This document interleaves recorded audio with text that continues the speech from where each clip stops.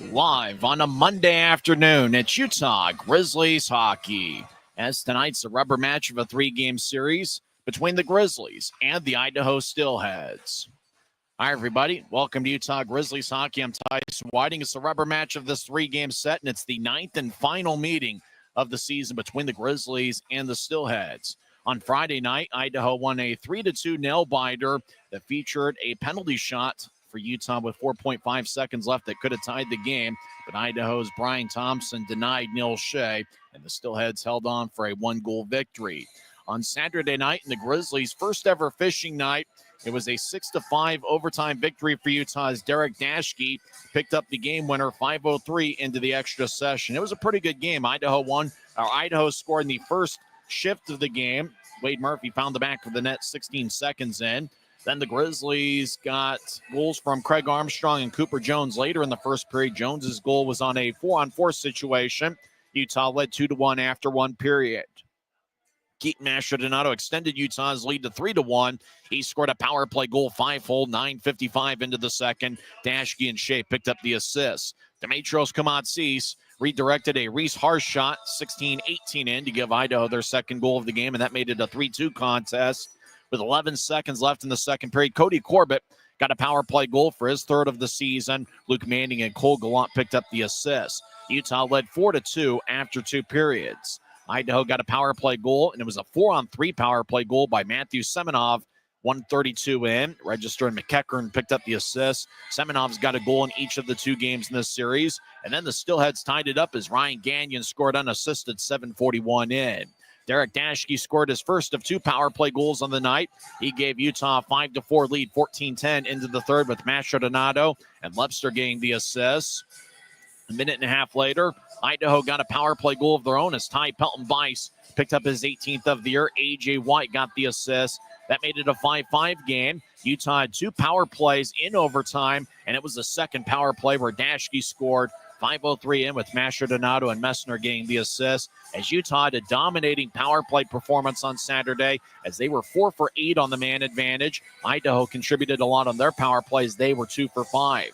Grizzlies have had a high volume of shots in the first two games of this series. Grizzlies outshot the Steelheads 37-27 on Friday night. On Saturday, it was the Grizzlies holding a 44-36 edge in the shot count. Note that both teams are in the bottom three in the league in shots allowed per game. So we could see another game with a high volume of shots. We could see a higher scoring affair here in the last of this three-game series. And it's the ninth and final meeting between the Grizzlies and Steelheads. And that's right, it's only game 49 of 72 for both teams. And it certainly feels weird that in the final 23 games of the regular season for both teams, they won't see each other. And after all, this is one of the best rivalries in the league, if not the biggest rivalry in the league, certainly in the Mountain Division. Idaho and Utah have been battling for many, many years.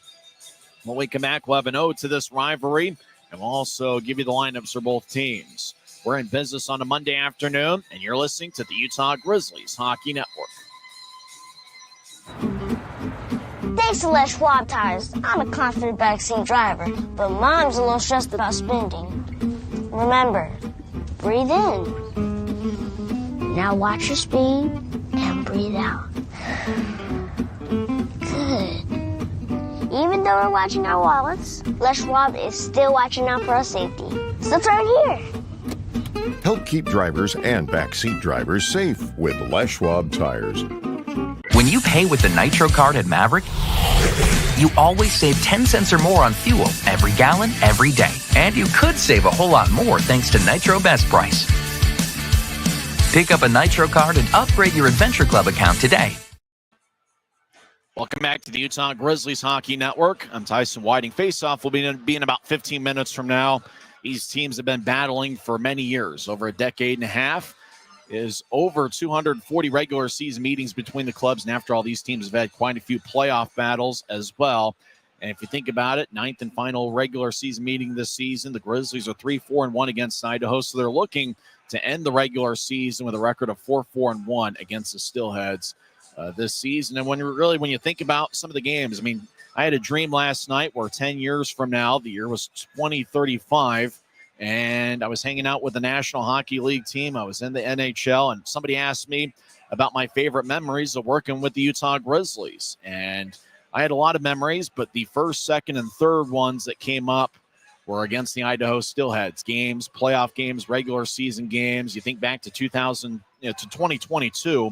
Grizzlies fans certainly love it, where Utah eliminated Idaho from playoff contention in the final day of the regular season. Grizzlies won the division, made the playoffs, and Idaho missed the postseason for the first time ever. Obviously, Idaho fans would counter with the 2019 playoffs, where they won 4 straight overtime games, or 2023, when they did pretty much the exact same thing. There's obviously no love lost between these two teams on Valentine's Day weekend. And really, when you think back, you think about the great rivalries in sports. Now, it'd be foolish to compare this one to Ohio State, Michigan football, Duke, North Carolina basketball, but, Yankees, Red Sox, but when you think about it, a great rivalry is certainly great for both teams.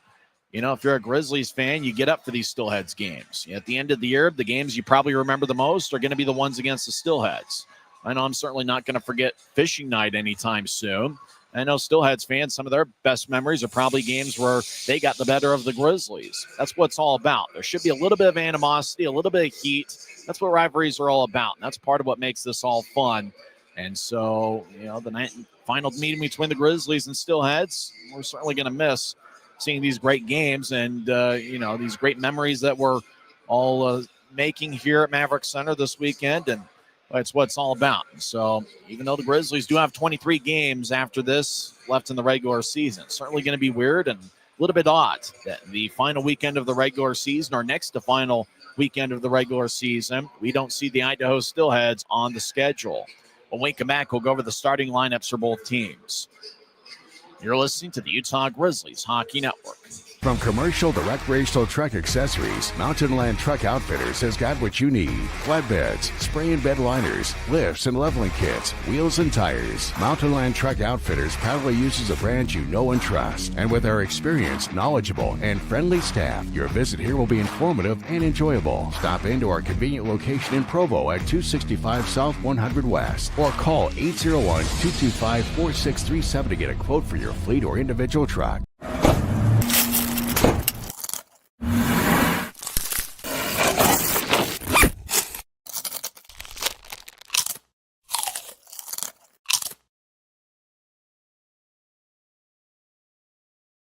Welcome back to Maverik Center. Face-offs in about 13 minutes from now here along the Wasatch Front. And if you're in the West Valley area, come on down and join us as we got a family 4-pack of tickets for just $48. Remember, it's the third of 6 straight games here at home for the Grizzlies. Obviously, it's the last time the Grizzlies will face the Idaho Steelheads this season.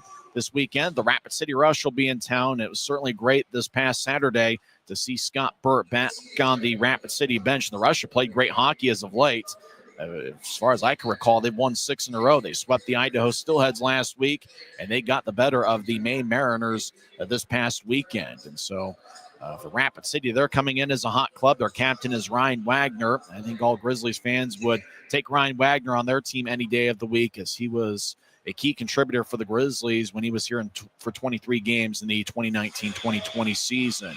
And it is, once again, great to see Scott Burt, the former Grizzly and longtime Idaho Steelhead. In fact, he spent 6 years with the Steelheads, and he's got his jersey hanging on the wall at Idaho Central Arena. Burt was with the Grizzlies in the 2007-08 season, where he was a teammate with current Grizzlies head coach Ryan Kanasowicz. In fact, Kanasowicz and Burt each tied for the club lead with 60 points that season. So it'll be fun to see Rapid City in town. It's Grizzlies Fight Cancer Weekend presented by Mountain Land Supply Company. That's going to be on Friday and Saturday nights at 7:10. And then Sunday afternoon, February 23rd, will be at 3:10. And with that, you can take advantage of the AFCU Friday offer, where tickets start at just $12 when you pay using your AFCU debit or credit card at the Maverik Center box office. Here in 30 seconds, we'll give you the starting lineups for both teams. This is the Utah Grizzlies Hockey Network. Every new day is a chance to be kinder to your body and your mind. U of U Health is here to help you build strength and confidence every day. Let us help you be a better you. U of U Health, official health partner for the Utah Jazz, Utah Hockey Club, Utes Athletics, and the Utah Grizzlies. Take the first step today at uofuhealth.org. When you pay with the Nitro card at Maverik, You always save 10 cents or more on fuel every gallon, every day. And you could save a whole lot more thanks to Nitro Best Price. Pick up a Nitro card and upgrade your Adventure Club account today. Welcome back to Maverik Center. I'm Tyson Whiting. Let's go over the lineups for both teams. First, for the visiting Idaho Steelheads, who are led by head coach Everett Sheen. The Boise native, Keenan Kelly, is the assistant coach. Eric Trapp is the team president. Idaho has a record of 24-16, 7-1 on the year. They are 12-7-3 on the road. For the third straight game, it's going to be Brian Thompson in net. In 22 games, he has a record of 8-10, 3-1, with a 3.37 goals against average and 905 save percentage. Thompson's been effective, although he has seen quite a few shots during the first two games of the series. He stopped 35 of 37, including a penalty shot late in regulation, as he led Idaho to a 3-2 victory. Saturday night, he saw 44 shots and he saved 38 of them. Utah did do a lot of their damage on the power plays. They were 4 for 8 on the man advantage. Brian Wilson is the backup. He is 6'4" and 185 pounds. He did get one victory against the Grizzlies, did Wilson, in January when he was a member of the Bloomington Bison. So Thompson will get the start in net. Starting defensive pairing is Trevor Zins and Matt Register. They're the only two Steelheads who have appeared in every game this season. 2 weeks ago, Zins was a +6, and that was the February 3rd game where Idaho picked up a 7-0 victory. So it'll be interesting to see what Trevor Zins does. His last goal came against the Grizzlies 15 games ago on January 4th, and that was scored from the right point. And as for Matt Register, he's an assist machine. He has 5 goals and 35 assists and a +21 rating in 48 games. So Zins and Register are the top defensive pairing. We will see Connor Punnett paired up with Ryan Gagnon. Gagnon, the former Allen American, and just a recent addition to the Steelheads. He scored a goal in the third period on Saturday night. And Jason Horvath is paired up with Reese Harsh. Horvath did not play on Saturday. Patrick Kudla was in there. Kudla's unable to go, so Horvath is paired up with Reese Harsh. The defensive scratches for the Steelheads are Peter Walton and Patrick Kudla. For Idaho, their starting forwards include Matthew Semenov, who spent a year and a half in the American Hockey League. Semenov recently sent to Idaho, and he's been a solid addition. He's got a goal in back-to-back games. He has 2 goals and 2 assists in 4 games for the Steelheads. Idaho's captain's A.J. White, and he'll be the starting center. White has 8 goals and 31 assists in 47 games. Connor McEachern leads the Steelheads with 19 goals this season. He's done all that in just 35 games. And he'll be wearing number 29 for Idaho. He's a +5 on the season. One notable absence to the Idaho roster is Hank Crone. He's unable to go tonight. Crone's got 46 points in 38 games. He is replaced in the lineup by Ryan Foss, who's making his Steelheads debut. Foss was pretty good a couple years ago as a member of the Norfolk Admirals. He had spent some time overseas this season with the Fife Flyers in the EIHL. His rights were recently acquired by the Steelheads from the Reading Royals, and he is making his Idaho Steelheads debut. Foss is 6'3" and 190 pounds. He's 29 years old, out of Oakville, Ontario. Foss will be lined up with Ty Pelton Bice and Wade Murphy. Both Murphy and Bice had a goal for Idaho in last night's game, or in Saturday night's game. Feels like last night, as we had Sunday off, and certainly was fun on Sunday. I was able to watch the USA-Canada game, and earlier today was able to see Canada hold on to defeat Finland, and I'm certainly glad that Team USA doesn't play till 6 o'clock so we can see all of that game after the Grizzlies Steelheads battle. Third forward line is the second forward line is the one that's getting the start. That's McEachern, White, and Semenov. Third forward line for Idaho includes Demetrios Komatsis, along with Brendan Hoffman and Patrick Moynihan. Moynihan was Friday night's hero. The fourth forward line for Idaho includes Nick Canati, Jade Miller, and Mason McCarty. And now for the homestanding Utah Grizzlies, who are led by fourth-year head coach Ryan Kanaswich. The assistant coach is Christian Horn. Athletic trainer is Colin Lee. And the equipment manager is Jackson Hibbard. The assistant equipment manager is DJ McFarland. Getting the start in net is former Steelhead Adam Scheel. This will be his 18th appearance this season with Utah. He's got a record of 5-11-1 with a 3.92 goals against average and 885 save percentage. Scheel this season with the Colorado Eagles has a record of 8-1-1 with a 2.58 goals against average and 913 save percentage. Sheila has 2 shutouts with the Colorado Eagles this season. Jake Barczewski will be the backup. He got the victory on Saturday night. Starting defensive pairing is Saturday night's hero, Derek Dashke. Not only was his mother in attendance, but his whole family, his father, his brother, and grandma were also here. Dashke's a +7 this season to lead the Grizzlies. He also leads Utah with 40 points this season, 11 goals and 29 assists. He is third among all league defensemen with 40 points. Actually tied for third with Idaho's Matt Register. Dashke this afternoon will be paired up with Cooper Jones, who has 3 goals and 3 assists in 33 games. Jones scored a late first period 4-on-4 goal for the Grizzlies in their 6-5 victory over Idaho. So that's the starting and top defensive pairing, Dashke and Jones. Second defensive pairing is Cade Jensen with Lincoln Earn. Earn's a former Steelhead. Third defensive pairing is former Steelhead Cody Corbett, and he's paired up with Dylan Savankov, who has 8 shots on goal and 1 assist in 8 games. So that's the 6th defenseman. No defensive scratches. If you haven't been paying attention too much this weekend, Brian Yoon, a few days ago, was called up to the AHL's Colorado Eagles, and on Saturday, Andrew Nilsson was suspended by the team and removed from the roster. He's most likely headed overseas. Starting forwards for the Grizzlies is their top forward line on Ryan Kanasowicz's lineup card, and that includes Keaton Mastrodonato, who had 1 goal and 3 assists on Saturday night. The Maestro is 6 feet and 205 pounds. He's got 32 points this year, 9 goals and 23 assists. Mastrodonato and Dashke are each tied for the club lead with 10 multiple-point games. Mick Messner's my pick to click. He has 12 goals and 17 assists in 48 games. He's one of 3 players who have appeared in every game for the Grizzlies this season. Everybody make your pick to click as who's going to be the star of the game for Utah. And if you're an Idaho fan, who's going to be the star for the Steelheads? Neil Shea's also going to be starting. Shea's got a point in 5 straight games. He has 19 goals and 18 assists in 31 games. So that's the starting forwards, Shea, Messner, and Mastrodonato from left to right. Second forward line features Adam Berg, who's lined up with Cole Gallant and Reed Lepster. Lepster's been outstanding. He's got a point in 6 straight games. Third forward line from left to right is Craig Armstrong, Luke Manning, and Briley Wood. Wood picked up an assist on Saturday night. He's got 13 goals and 21 assists. The 34 points are tied for 7th among all league rookies. Fourth forward line is Aaron Aragon, Tyson Upper, and Dylan Fitz. 2 forward scratches, Blake Wells, who's been out since opening night, as well as Braden Nicolettes. Grizzlies tonight are wearing a black jersey with white numbers and professional green trim, and we say tonight knowing it's 3 o'clock in the afternoon. Idaho's wearing a white jersey with black numbers, silver on the shoulders, and silver at the bottom of the jersey top.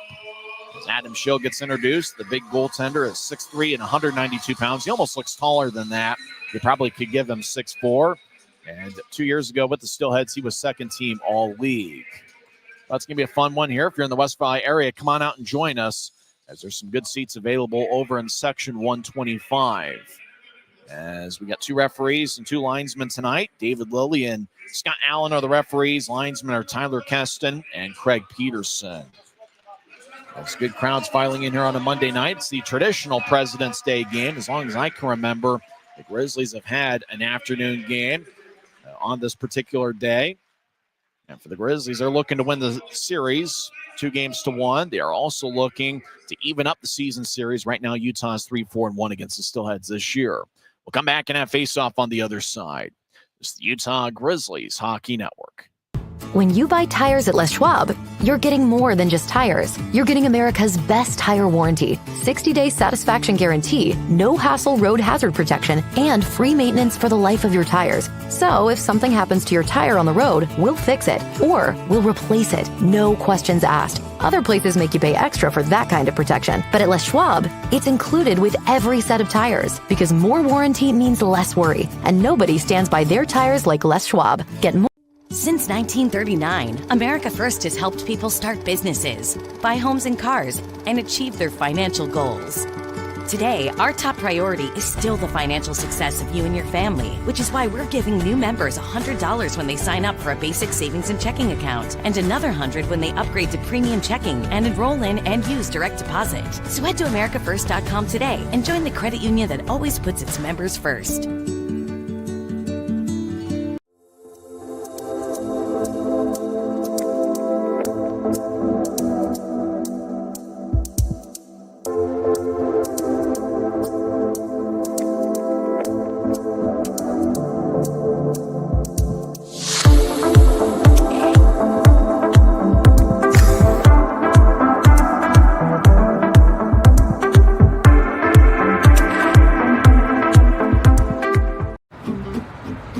Thanks to Les Schwab tires, I'm a confident backseat driver, but Mom's a little stressed about spending. Remember, breathe in. Now watch your speed and breathe out.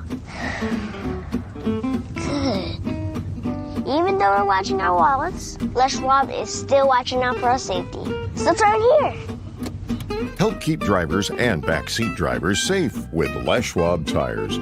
From commercial to recreational truck accessories, Mountain Land Truck Outfitters has got what you need. Flatbeds, spray and bed liners, lifts and leveling kits, wheels and tires. Mountain Land Truck Outfitters proudly uses a brand you know and trust. And with our experienced, knowledgeable, and friendly staff, your visit here will be informative and enjoyable. Stop into our convenient location in Provo at 265 South 100 West or call 801-225-4637 to get a quote for your fleet or individual truck. Mountain Every new day is a chance to be kinder to your body and your mind. U of U Health is here to help you build strength and confidence every day. Let us help you be a better you. U of U Health, official health partner for the Utah Jazz, Utah Hockey Club, Utes Athletics, and the Utah Grizzlies. Take the first step today at uofuhealth.org. It's a great day for hockey as two big standings points are on the line as it's the 9th and final regular season meeting this season between the Grizzlies and the Steelheads. Utah picked up a 6-5 overtime victory on fishing night.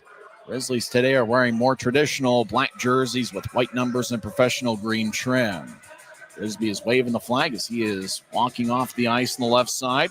Grizzlies are led by fourth-year head coach Ryan Knaswich. He is the all-time leader in goals, assists, and points in team history. The assistant coach is Christian Horn.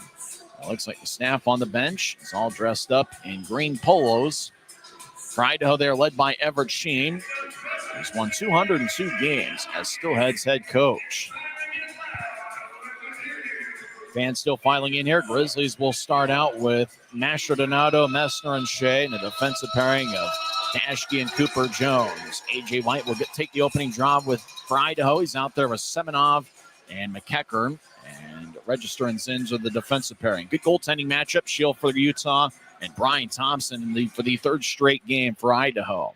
Steelheads win the draw. Register will tap it off the far boards. Grizzlies skate from right to left in the first period. Jones gets it off McEachern's stick.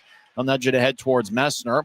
Gets tapped away by Register. Skating in, Semenov. He'll skate down the middle, take a righty shot. It's blocked by Dashke's stick, and it flies out of play as we get a whistle 16 seconds into the game. On Saturday night, Idaho scored their first goal 16 seconds in. Well, on the four-game road trip the Grizzlies had a week ago, they scored first in all four contests. Idaho scored first in each of the two games in this series. White will take the draw against Messner. Messner's played in every game this season. Semenov off the draw takes a shot that misses high. That's win over Shield's head. Idaho resets in their own zone.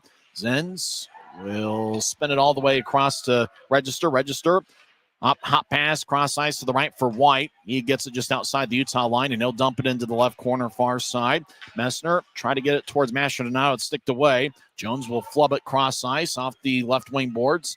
Zins will backhand it towards center ice as Semenov over to Register. Linesman Tyler Keston gets in the way. Register keeps the puck, and he'll throw it back to Ryan Gagnon. Idaho spreads the ice deep in their own zone. No one's taken a shot yet as we played about a minute. Gagnon, recently acquired by Idaho from Allen, will push it to the right side for Murphy. Ahead to Ryan Foss in his first shift as a Steelhead. Down the middle for Murphy. Right side, righty shot, saved by Shield. As Idaho left side, punted shot, saved by Shield. So Murphy had a pretty good look from the right wing. And then on the rebound, Punnet had a good look from the left circle. Shield made both saves. As with 18:48 left in the first, we're just getting underway. So grab some chips and dip and a beverage of your choice and enjoy part of Monday with us. Hopefully you've got the day off. If not, hopefully work went well for you as well. Ty Pelton-Weiss will take the draw. Now he's kicked out of the circle. Ryan Foss in his first face-off as a Steelhead. He was with Norfolk previously. Off the draw, left point. Punt it with a lefty shot that goes wide. Running it down is Adam Berg, and he'll shuffle it ahead as it bounces off of Murphy about chest high. Wasn't played with a high stick, though. As Corbett over to Savankov. He loses the puck left point. Idaho lefty shot and is blocked.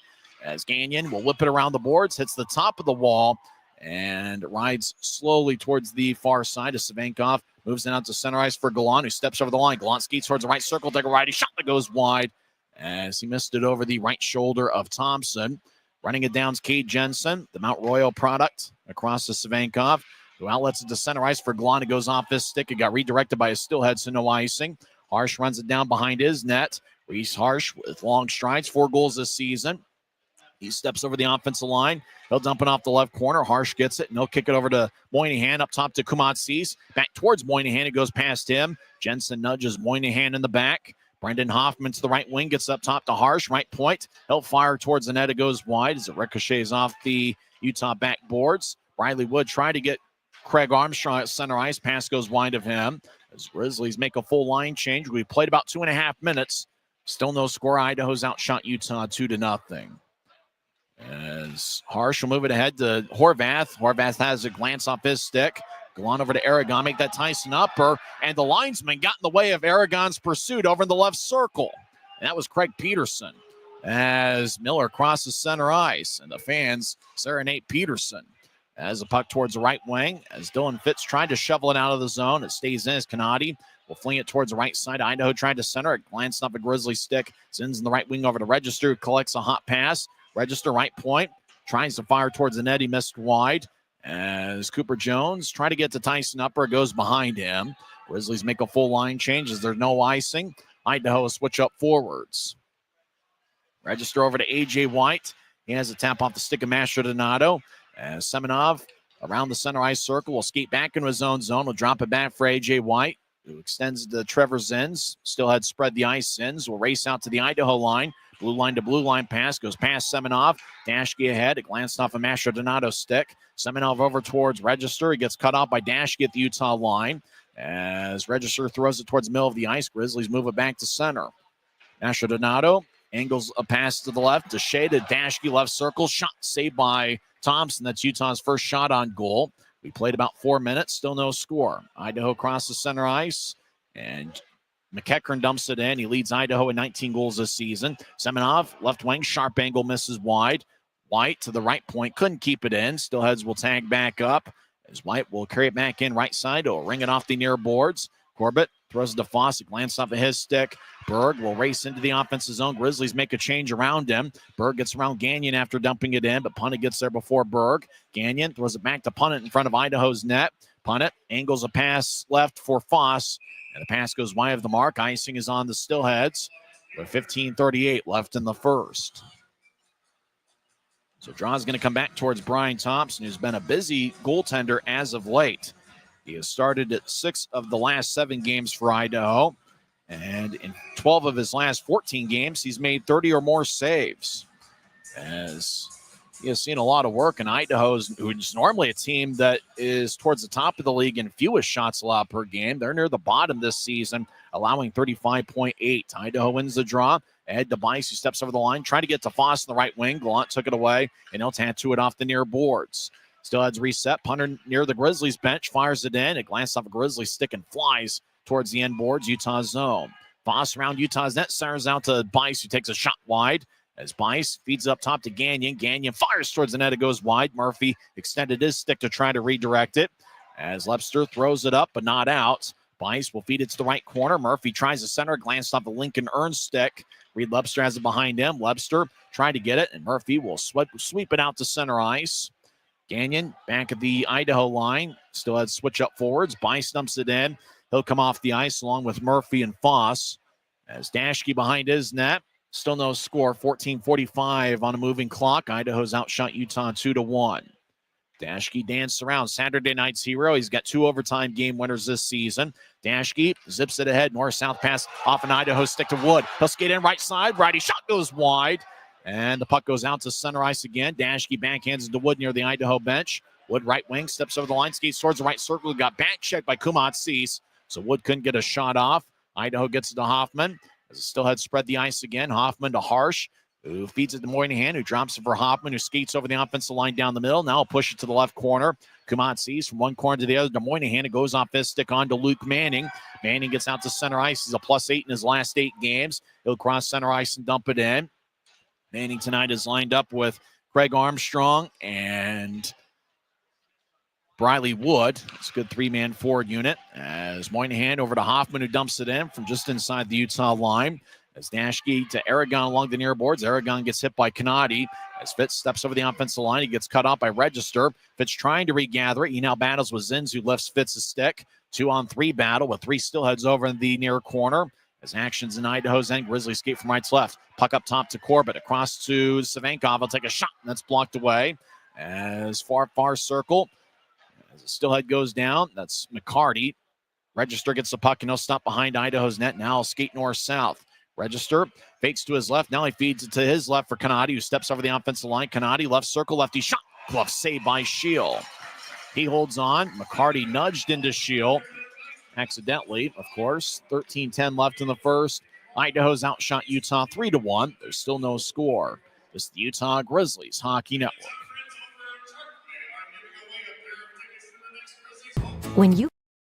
When you buy tires at Les Schwab, you're getting more than just tires. You're getting America's best tire warranty, 60-day satisfaction guarantee, no hassle road hazard protection, and free maintenance for the life of your tires. So if something happens to your tire on the road, we'll fix it, or we'll replace it, no questions asked. Other places make you pay extra for that kind of protection. But at Les Schwab, it's included with every set of tires, because more warranty means less worry, and nobody stands by their tires like Les Schwab. Get more. When you pay with the Nitro card at Maverik, you always save 10 cents or more on fuel every gallon, every day. And you could save a whole lot more thanks to Nitro Best Price. Pick up a Nitro card and upgrade your Adventure Club account today.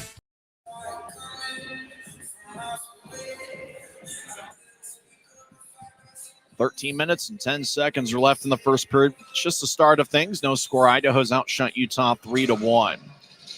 Drozgame in the Grizzlies zone. Kanadi fired a changeup that Shield gloved before the timeout.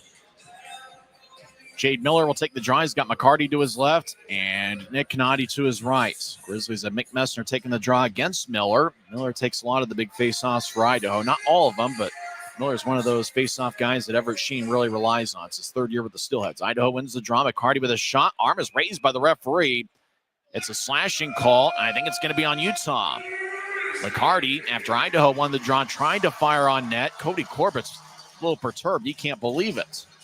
Slashing's the call. It looked like all Corbett did was stuck a stick out to try to block the shot, and on the follow-through, I guess according to referee Scott Allen, it turned into a slash.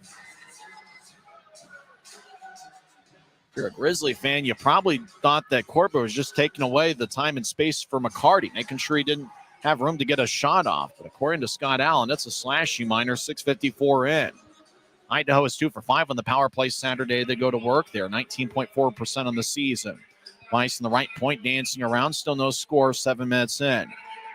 Bice over to Foss, who's replacing Hank Cronin. This power play unit is out today. Register back to Foss. He's in the right point. He'll slide it to Bice just inside the right circle. Bice will skate towards the right point, and he'll feed it up top to Register, who will switch places with Bice. Register right side. He'll skate towards the near goal line, lay it for Foss. Foss around Register is now in the left corner, up top to Murphy. Glanced up at his stick, and the puck goes out to center ice. Bice over to Foss, who lays it for Murphy, who steps over the line with momentum. Murphy skates around Utah's net towards the far side. He'll get it up top to Bice. Bice on the left side, walks towards a circle, throws it behind the net for Hoffman. Back to Bice up top as Murphy has a glance off his stick. Well, it's twice now for Murphy. Puck glanced off the stick out to new tries. Register regathers, skates in, Bice shot and a score. And Ty Pelton Bice gets Idaho on the board as he gets a power play goal as he went low past Shield. That's Bice's 19th of the year, and it's Idaho's 3rd power play goal of the series. Yeah, Bice just went right under Shield. Good pass from the right side. Grizzlies not back defensively. So Bice lights up the scoreboard, and it's 1-0 Idaho with 12:09 left in the first.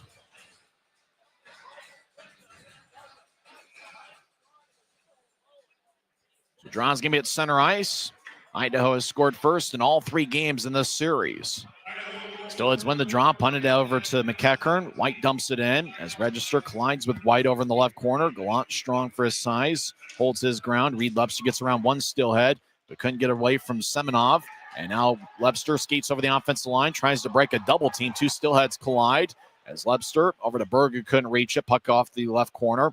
Gallant up top to Dashke. Across to Jones, who lays it for Lebster, is now on the right point. Lebster fires towards the net. Got redirected to score! Well, there's about 4 or 5 bodies out in front of the net. Puck got redirected, and Cooper Jones believes he has scored his 4th of the year. Now with that, we're tied at 1 with 11:38 left in the first. Boy, Lebster saw a lot of traffic, just threw a wing and a prayer out in front of the net. Jones was in front of the crease. So was A.J. White battling. Adam Berg was there as well. Jones on a drive-by believes he deflected it in the back of the net. Now the officials are talking it over. That thing pinballed around maybe once or twice, and they're talking about the logistics of how the goal got scored. And they say it's a good goal. Scott Allen now goes to the penalty box. I think they're going to take an extra look at it. The play is under review. If it does count, it would be Cooper Jones' 4th of the year, with the assist going to Dashke and Lebster. So 2 goals, 31 seconds apart. Idaho's power play goal was scored by Ty Pelton-Bice, 7:51 in, with Murphy and Register getting the assists. And then the Grizzlies responded. 31 seconds later, it's a good goal. Now we're tied at 1. Good response by the Grizzlies. And Cooper Jones now has a goal in back-to-back games against his former team, and both goals came in the first period. Remember, he scored a 4-on-4 goal late in the first period to give Utah a 2-1 lead. As David Lilly talking with Ryan Kanaswich. Kanaswich slightly confused. Now he shakes his head up and down as we're tied at 1. Puck bounced off the ankle of Cooper Jones in front of the crease. He didn't kick it in. I think they were checking to see if there was a kicking motion, and there certainly wasn't one, as Jones now has a goal in the first period in back-to-back games. And he now has 4 on the season overall and 3 with Utah.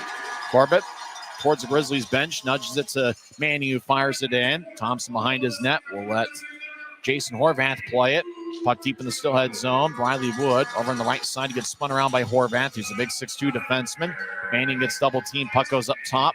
Armstrong gathers the puck at 10th off an Idaho stick out to center ice. Corbett regathers it, and he'll zip it around the boards. Manning jumps around Miller.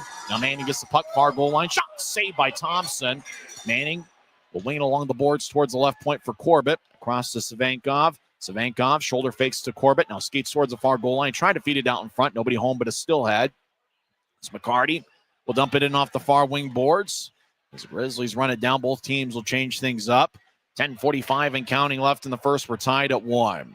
Ty Pelton-Bice got a power play goal, 7:51 in. And about 31 seconds later is Cooper Jones responding to tie it up. Aragon behind Idaho's net. Zins will wing it along the far wing boards. Idaho racing from left to right as Kumatsis will get around upper. Now Kumatsis over the line, skates towards the near side, backhands it out in front to Hoffman, and the shot goes wide. Jensen knocked down Kumatsis, who was skating behind Utah's net. Jensen out to neutralize. We'll get it to Aragon, who backhands it ahead, looking for Lincoln Earn, who couldn't extend his stick far enough.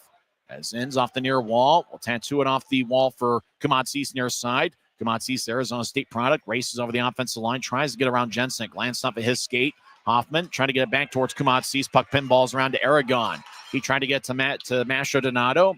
Goes past him and all the way down for a Utah icing with 9:54 left in the first. So draw's going to come back towards Adam Scheel. We mentioned Scheel being a former Steelhead, and he gave the Grizzlies all sorts of fits 2 years ago when he was with the Steelheads. You know, for Adam Scheel, you talk about a guy 2 years ago, led the league with the best goals against average at 1.91. He also had the best save percentage 2 years ago when he was with Idaho at 932. On 3 different occasions, he was named goaltender of the week, and he was named second team all-league for the 2022-23 season. Idaho wins the draw. Ryan Foss, left point, his shot is racketed away. Foss had a pretty good year 2 seasons ago with Norfolk. We get a whistle as Murphy and Jensen collided along the far wing boards. Interference is going to be the call. And actually, it looks like a hold, and it's going to be on the Grizzlies. As Kate Jensen goes to the box, he knocked down Wade Murphy, and apparently Jensen held him. So Idaho's going to get a power play as Jensen delivered a hit and dragged down a Steelhead. That probably was a good call. As David Lilly was at neutral ice, he saw it all the way. So we're tied to 1 with 9:42 left in the first period. As puck rolls along the boards, Murphy lets it go. It goes deeper into the Steelhead zone. As Jensen's in the box, 2 minutes for holding. 10:18 into the first. As Idaho gets a new try, so pushing out to Bice, who steps over the offensive line. Bice drops it for Foss, who gets to Hoffman, right side, righty shot, kick saved by Shield. Rebound goes to Mastrodonado. He'll zip a pass angle left to Messner off his stick. Messner trying to run it down. Register gets there first. Long range pass to Hoffman, connects. Hoffman across towards the Grizzlies bench for Semenov, over to Foss, back to the left circle. Lefty shot by Bice, saved by Shield. Rebound goes back to Bice.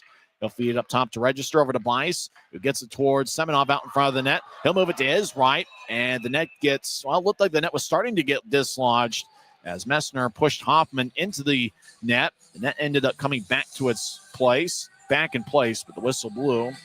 8:58 left in the first. 1:16 left in Idaho's power play. We're tied at 1 in what should be an interesting game. They gave me a scoreboard, and I got the scoreboard here. We're using it for the YouTube broadcast, but, Utah scored, and it took me about 3 minutes worth of game time to remember to change it. We're tied at 1 as Idaho's outshot Utah 6-3. Grizzlies win the draw. Jones ahead towards Shea, who gets it off the far boards. Shea races into the offensive zone. 1-on-2, right side. Lefty shot, saved by Thompson. Rebound goes back towards Shea. He'll zip it around the boards. Manning races towards the right corner. He gets there before Semenov, and that's something to be said as Semenov's got great speed. As Idaho will push it out to center ice. White near the Idaho bench. Gets it across. It glanced off of Manning. Stick back to White. Now White will backhand it across to Harsh, who's in the Idaho zone. Still had skate from left to right. Over to the right wing. McEachern will zip it around the boards. Moynihan collides with Corbett. Semenov and Manning battle along the near boards. McEachern will throw it back in deep. As Ern will roll it along the left side. It's cut off by Idaho. Moynihan behind the back to Semenov. Left side as righty shots blocked away by Ern. As Semenov slams the stick in frustration. He thought he had a pretty good chance if he would have gotten a shot off. Puck goes back deep in the Idaho zone. As there's 20 seconds left in the power play, we're tied at 1. 8 minutes on a moving clock left in the first period. Miller over the line. His shot's blocked by Corbett. And clearing it out, Mastrodonado off the far glass. It goes deep into the Idaho zone. As Jensen stands up in the penalty box. 5 seconds are left as Thompson slams his stick on the ice.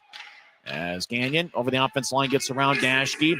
Jensen out of the box with Utah being in their own zone. Jensen joins the play. McMessner fakes it to his left. He'll race across center ice. Now push it to his left for Jones. Jones 1 goal tonight. Will get it across. It's picked off by Jade Miller, the third-year Steelhead.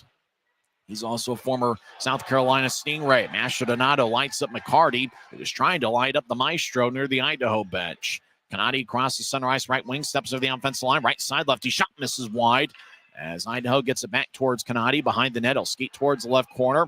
He gets back checked. Dashke takes the puck away. Dashke helicopters at neutral ice. It's gloved and dropped by McCarty, who fires it back in off the far boards. As we play 13 minutes, we're tied at 1. Steelheads have outshot the Grizzlies 6-4. Meaning I don't think Idaho had an official shot on goal on their power play. Good penalty kill work by the Grizzlies. Webster back deep in his own zone. Now slide it across to the left for Shea. Shea collects it, tape to tape, skates towards the left circle, take a lefty shot, and it goes wide. Shea's got a goal in 16 different games this season. Shea has a glance off his stick back towards the left corner. Zins gets rammed into by Gallant. Puck goes towards Murphy. He gets across center ice. Now backhanded off of Corbett's glove, and it flies towards Schill, who snatched it about knee high, and he holds on with 6:28 left in the first. So it's going to be a draw in the Grizzlies zone. Adam Schill gets a swig of water. It's a forward line of Luke Manning, Briley Wood, and Craig Armstrong are out there. Well, I've been really impressed with Manning. Something happened there at the start of the last road trip, and he's really been an outstanding player since the beginning of that Tulsa series. Luke Manning in his last 7 games has 2 goals and 2 assists, and we'd mentioned before he's a +8 in his last 8 games. Idaho wins the draw, high slot. Zinn's righty shot. Glove saved by Shield. He snatched it about knee high. As he holds on, Hoffman was battling in front of the net with Derek Dashke. Hoffman's one of those guys, he can get a little bit spirited at times. He scored some big goals this year. Brendan Hoffman is tied for 9th in the league with 18 goals this season, and he's 11th in the league with 143 shots. Hoffman's still on the ice for Idaho. He'll take the draw. He's out there with Moynihan and Kumatsis. Manning will take the draw, and he wins it cleanly for Utah. Dashke across to Jones. Jones zips it to Neutrice. Manning with good hands collects it. He'll drop it for Wood over the line. Wood right side. Trying to get it back to Manning, cutting in front of the net. Snapped away by Zins. Puck up top to Jones. Right side. He'll take a shot, and that's blocked away by Register. Manning was nearby. Now Dashke in the left point. Shoulder fakes. Now they flip it across to Jones. Jones back to Dashke. Dashke. Toe drag, left side. He'll skate back towards the blue line. Now saucer it to Armstrong, who fires it off the Idaho backboards. Zins towards the right side for Hoffman. Through his legs to Moynihan, who gets to Kumatsis at center ice. Kumatsis will zip it across off the right wing boards. Register tried to dump it in. It bounced off the linesman. Boy, the officials have been all over the place here tonight, getting in the way. As Jones across the Dashke, 5.5 minutes left in the first. We're still tied at 1. Tyson Upper in his second game since December 7th. Will nudge it to his left for Fitz. Fitz over the line. Will pitchfork it towards the left corner. Fitz got spun around as Reese Harsh gets it back for Idaho. Harsh over to Semenov, the former Texas star, played a year and a half with them. Semenov's on an NHL contract with Dallas. He'll dump it into the Grizzlies zone. Grizzlies skied out to center ice. It goes over Harsh's head. Fitz looking to run it down. Harsh gets there 2 strides ahead of Fitz. And now Harsh gets it back from Horvath. He'll move it to his right from McEachern over the line. McEachern, right wing, lefty shot goes wide as it glanced off a stanchion. As Semenov gets around A.J. White, he's in the left side. Semenov righty shot, glove saved by Shield. He snatched it about chest high. He holds on. 4:52 is left in the first. And there's a timeout on the ice. Ty Pelton Bice scored 7:51 in. Cooper Jones responded 31 seconds later as he picked up his third in a Utah uniform. We're tied at 1 on the Utah Grizzlies Hockey Network. Since 1939, America First has helped people start businesses, buy homes and cars, and achieve their financial goals. Today, our top priority is still the financial success of you and your family, which is why we're giving new members $100 when they sign up for a basic savings and checking account, and another $100 when they upgrade to premium checking and enroll in and use direct deposit. So head to AmericaFirst.com today and join the credit union that always puts its members first.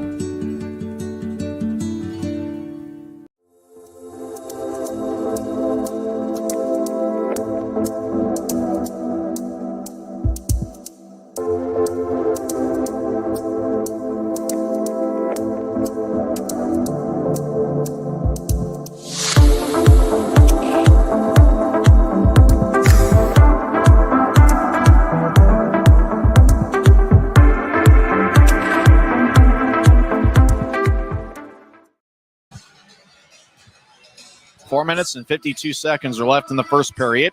We're tied to 1. Idaho's outshot Utah 7-4. Grizzlies have one shot from Craig Armstrong, Derek Dashke, Nil Shea, and the goal scorer Cooper Jones.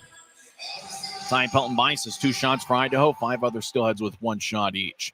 Utah takes it away from Idaho after the Steelheads won the draw. Nil Shea races like a bolt of lightning over the offensive zone, trying to get towards Savankov. Masher to now left side shot. Rebound shot to score! The captain, Mick Messner, gives Utah a 2-1 lead. Boy, Masher Donato took the shot from the left wing. Bounced off of Thompson. And Mick Messner was Johnny on the spot. Messner now has 13 goals this year. Masher Donato bounced off of Thompson, and Messner is in the right place at the right time to collect the rebounds. So the Maestro will get an assist for the shot attempt. That will be his 4th assist of this series, and 24th of the year.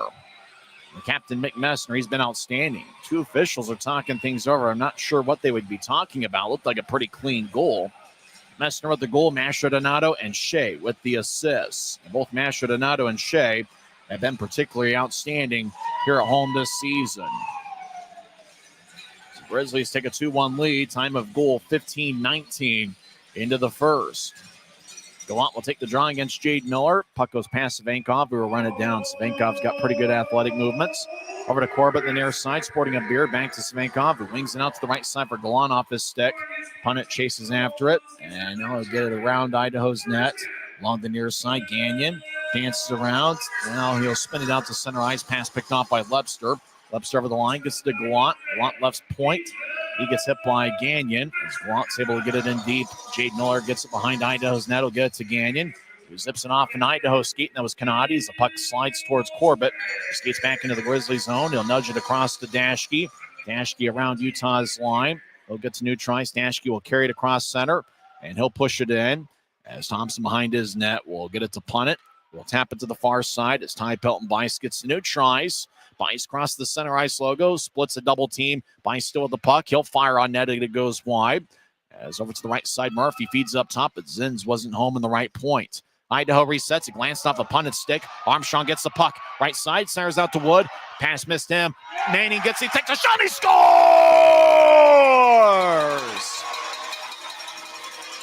Luke Manning gets his 8th of the year. And it is now a 3-1 game.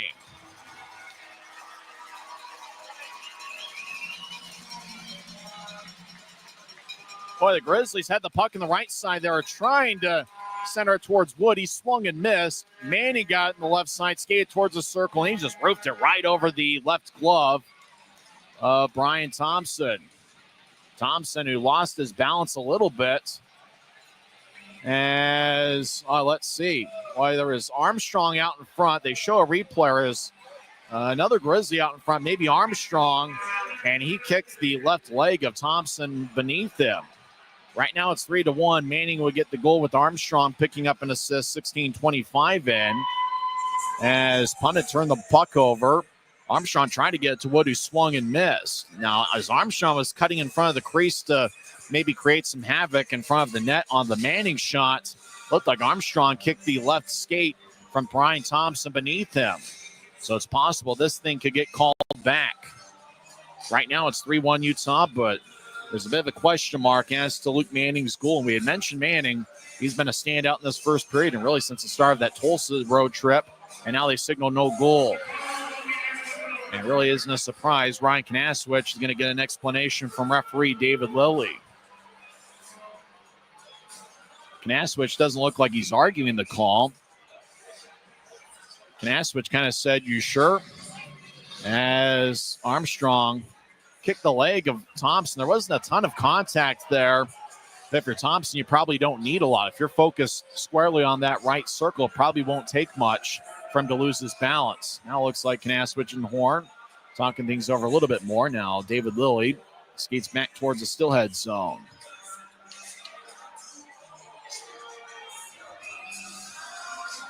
So it's 2-1 Grizzlies.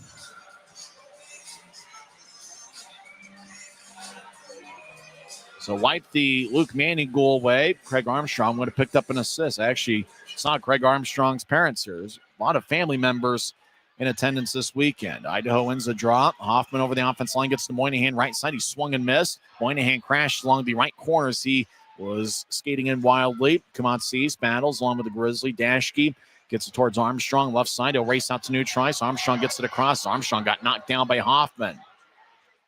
Wood around the boards looking for Manning. Cut off by Zins. Puck goes back towards Wood, but Idaho takes it away. 1-on-3. Idaho crosses center ice. Kamatsis will bounce it in like a basketball. Jill behind his net as we got 3 minutes on a moving clock left in the first period. Utah leads 2-1. As Grizzlies have goals from Cooper Jones and Mick Messner. As Idaho has a deflect out of play. Drown's going to be in the Grizzlies zone with 2:52 left in the first. I mentioned a high volume of shots in the first two games of this series. Right now, there hasn't been all that many. Idaho with just 7 shots, and they've been stuck on 7 for a few minutes. Grizzlies are up to 6 shots on goal. Luke Manning would have made it 3-1. Goaltender interference was determined to be the cause. Craig Armstrong kicked the left skate from underneath Brian Thompson. Asher Donato will take the draw. He's been a beast here on the Maverik Center ice all season. Draw won by the Grizzlies. Lincoln Erm will bounce it to the near corner to Shea. Grizzlies skate from right to left here in the first period. Jensen will tap it off the glass near side. Harsh had to go past him as he couldn't reach it with his glove. Puck goes deep into the Steelhead zone. Harsh Gets ahead to A.J. White, who moves it ahead. McEachern with good speed steps over the offensive line, drops it for Semenoff. He centers it out in front. Shot goes wide. Oh, great idea by the Steelheads. Horvath just misconnected out there. Harsh down the middle. Shot saved by Shield, and he will cover up in front of the crease. Harsh tried to throw Messner into Shield, but Messner held his balance long enough. Now some talking after the whistle. Mastro Donato pats his former teammate, Connor McEachern, in the back. Actually, I'm not sure if they were teammates last season. It's McEachern. He's been one of Idaho's best forwards. McEachern last season played in 15 games with Wichita. He also had some time in the AHL with San Jose. Connor McEachern, a Penn State product. Some fans having a good time over in row one. 2:22 left in the first. Idaho's outshot Utah 8-6. Bice will take the draw for Idaho, and it's won by Utah. Cody Corbett will helicopter it out to center ice. Puck is scooped by Horvath. He tried to move it ahead and turned it over. Messner over the line, skates towards the right corner, trying to get around Bice, but Horvath took the puck away from him. Murphy will lob it out to center ice. Svankov gets the bouncing puck over in the far corner of the Grizzlies zone. Svankov will skip it ahead. Puck goes past Tyson Upper, and icing is going to be on Utah. Reese Harsh was in the area trying to redirect it near the Idaho line and went past everybody. So the whistle blows with an even 2 minutes left in the first period. Draw is going to come back towards Adam Shield. Tyson Upper talking things over. He's out there with Shea. Upper's going to take the draw. University of Calgary product. He was a college teammate with Ryan Gagnon for a time. Gagnon was actually the captain at the University of Calgary his senior year back in the 2021-22 season. Idaho wins the draw. Gagnon over to punt it. He'll take a high slot shot, and it goes wide as he teed it up from the high slot and missed the net. Svankov skates out to Neutron, trying to get towards Fitz. Puck went back to Svankov. He overskates it. Murphy over the line, drops to Bice in the right point. Bice gets challenged by Svankov. Puck to the right corner as Murphy got hit. Murphy hits Upper in the back. Now Upper gets along the left wing boards. So bouncing off of Bice. Puck slides towards the far wing boards. Cody Corbett, the ninth-year pro, runs it down. He'll get to Aragon across to Upper. Minute and a half left in the period. Upper outlets to center ice. It goes past Dylan Fitz, who got a piece of it. Fitz will skate off the ice. Grizzlies will get 5 fresh skaters on the ice. And we can say fresh as they didn't play yesterday.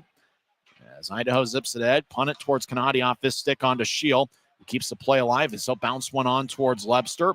Lebster gets hit off the right wing boards by McCarty. Dashke around to Cooper Jones. Jones chases after it, stops on a dime, throws it back to Dashke around the near corner.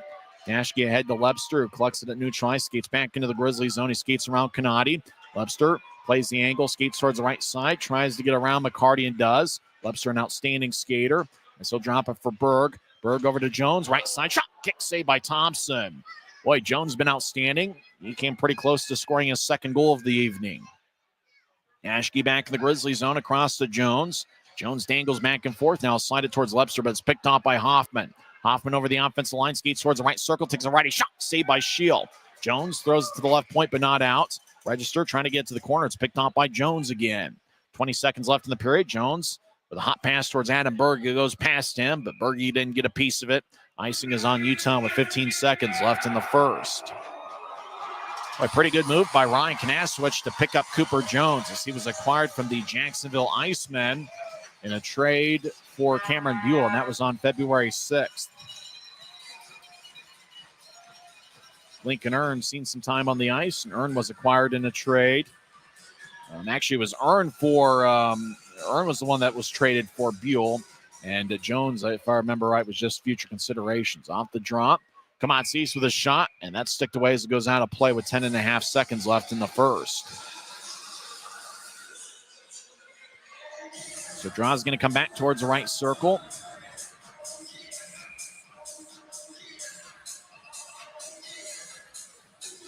Luke Manning talking things over with the linesman. Now he talks with Derek Dashke. Manning's been a standout. It's a shame his goal didn't count. It would have made a 3-1 Grizzlies lead, but Manning's won some faceoffs, and he's played strong today. It's been a pretty good forward unit of Armstrong, Manning, and Wood here in the first period. Off the draw, it goes towards the right corner, 6 seconds left. Hoffman gets double-teamed. Dashke over there with Manning.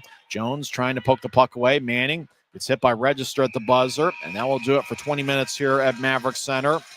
Steelheads got the first goal of the night. It was 7:51 in as Ty Pelton-Bice picked up a power play goal, which was his 19th of the year. Just 31 seconds later, Cooper Jones picked up a goal in back-to-back games. Oh, no, they might have called something. Corbett's arguing his case as they continued to battle even after the horn sounded to end the first period. It looked like the Grizzlies were upset about something as everybody's going to talk with David Lilly. I wonder if the Grizzlies picked up a penalty. But Jones tied it up 8:22 in with Dashke and Lepster gained the assists. Then the Grizzlies took a 2-1 lead as Mick Messner scored 15-19 in. Masher Donato took the initial shot from the left circle, bounced off of Thompson. Messner was over on the right side, and he put it in the back of the net.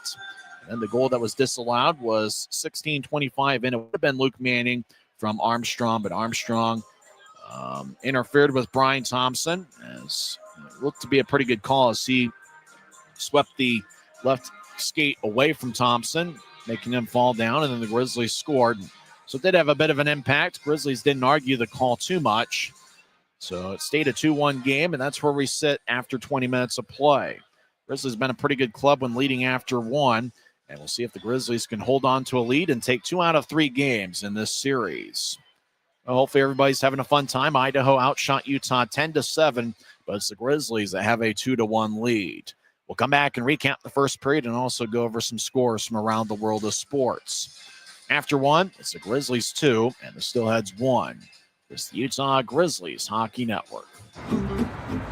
Thanks to Les Schwab Tires, I'm a confident backseat driver, but Mom's a little stressed about spending.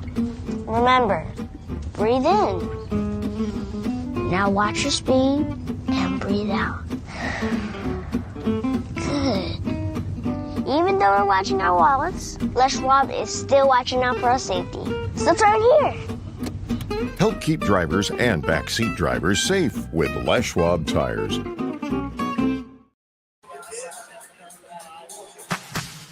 Every new day is a chance to be kinder to your body and your mind. U of U Health is here to help you build strength and confidence every day. Let us help you be a better you. U of U Health, official health partner for the Utah Jazz, Utah Hockey Club, Utes Athletics, and the Utah Grizzlies. Take the first step today at uofuhealth.org. From commercial to recreational truck accessories, Mountain Land Truck Outfitters has got what you need. Flatbeds, spray and bed liners, lifts and leveling kits, wheels and tires. Mountain Land Truck Outfitters proudly uses a brand you know and trust. And with our experienced, knowledgeable, and friendly staff, your visit here will be informative and enjoyable. Stop into our convenient location in Provo at 265 South 100 West or call 801-225-4637 to get a quote for your fleet or individual truck. Mountain Land Truck Outfitters. Now we're through 20 minutes here at Maverik Center, and the Grizzlies lead 2-1. Idaho got a power play after Cody Corbett got a slashing minor, 6:54 in. And about a minute into the power play, Ty Pelton-Bice got his 19th of the year as he went low and just slid it past Shield.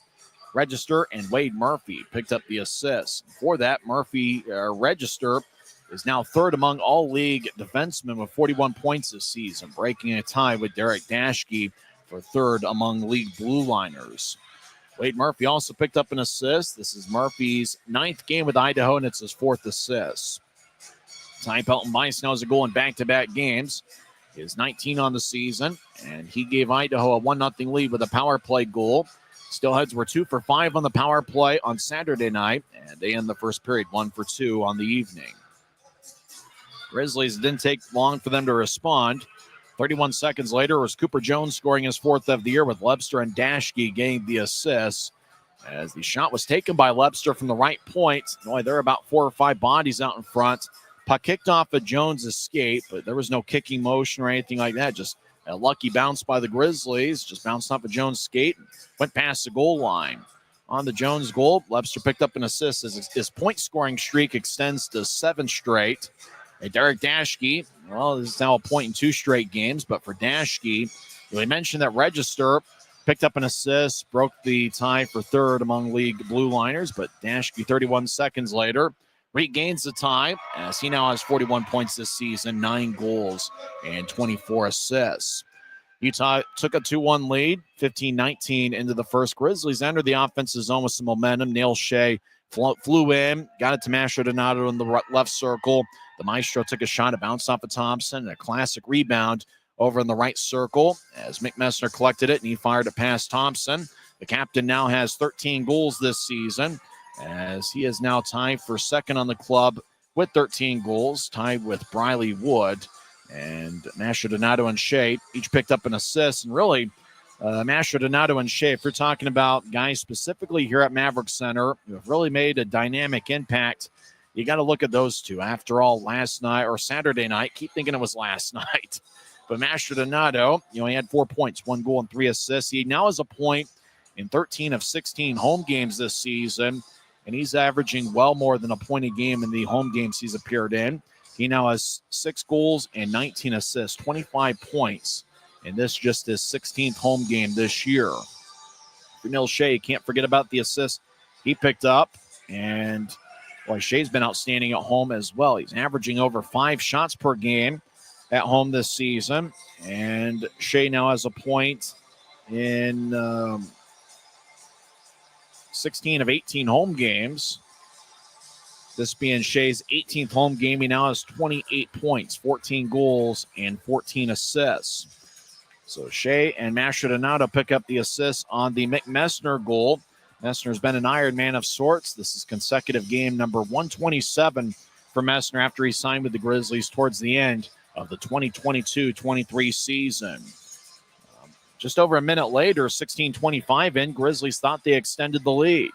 We've been talking about Luke Manning being a standout in the first period, winning battles along the boards, winning faceoffs. He's been everywhere for Utah. It's been a pretty good forward line so far with Manning, Armstrong, and Wood. Armstrong had the puck over on the right side, tried to center it to Wood. Wood swung and missed. Puck went to Manning. Armstrong cut towards the net like a good forward would do. Manning had the puck on the left side, fired it past Thompson, but Thompson had lost his balance as Craig Armstrong just tripped up Thompson from behind. Didn't seem like there was a ton of contact there, but enough for Thompson to lose his balance.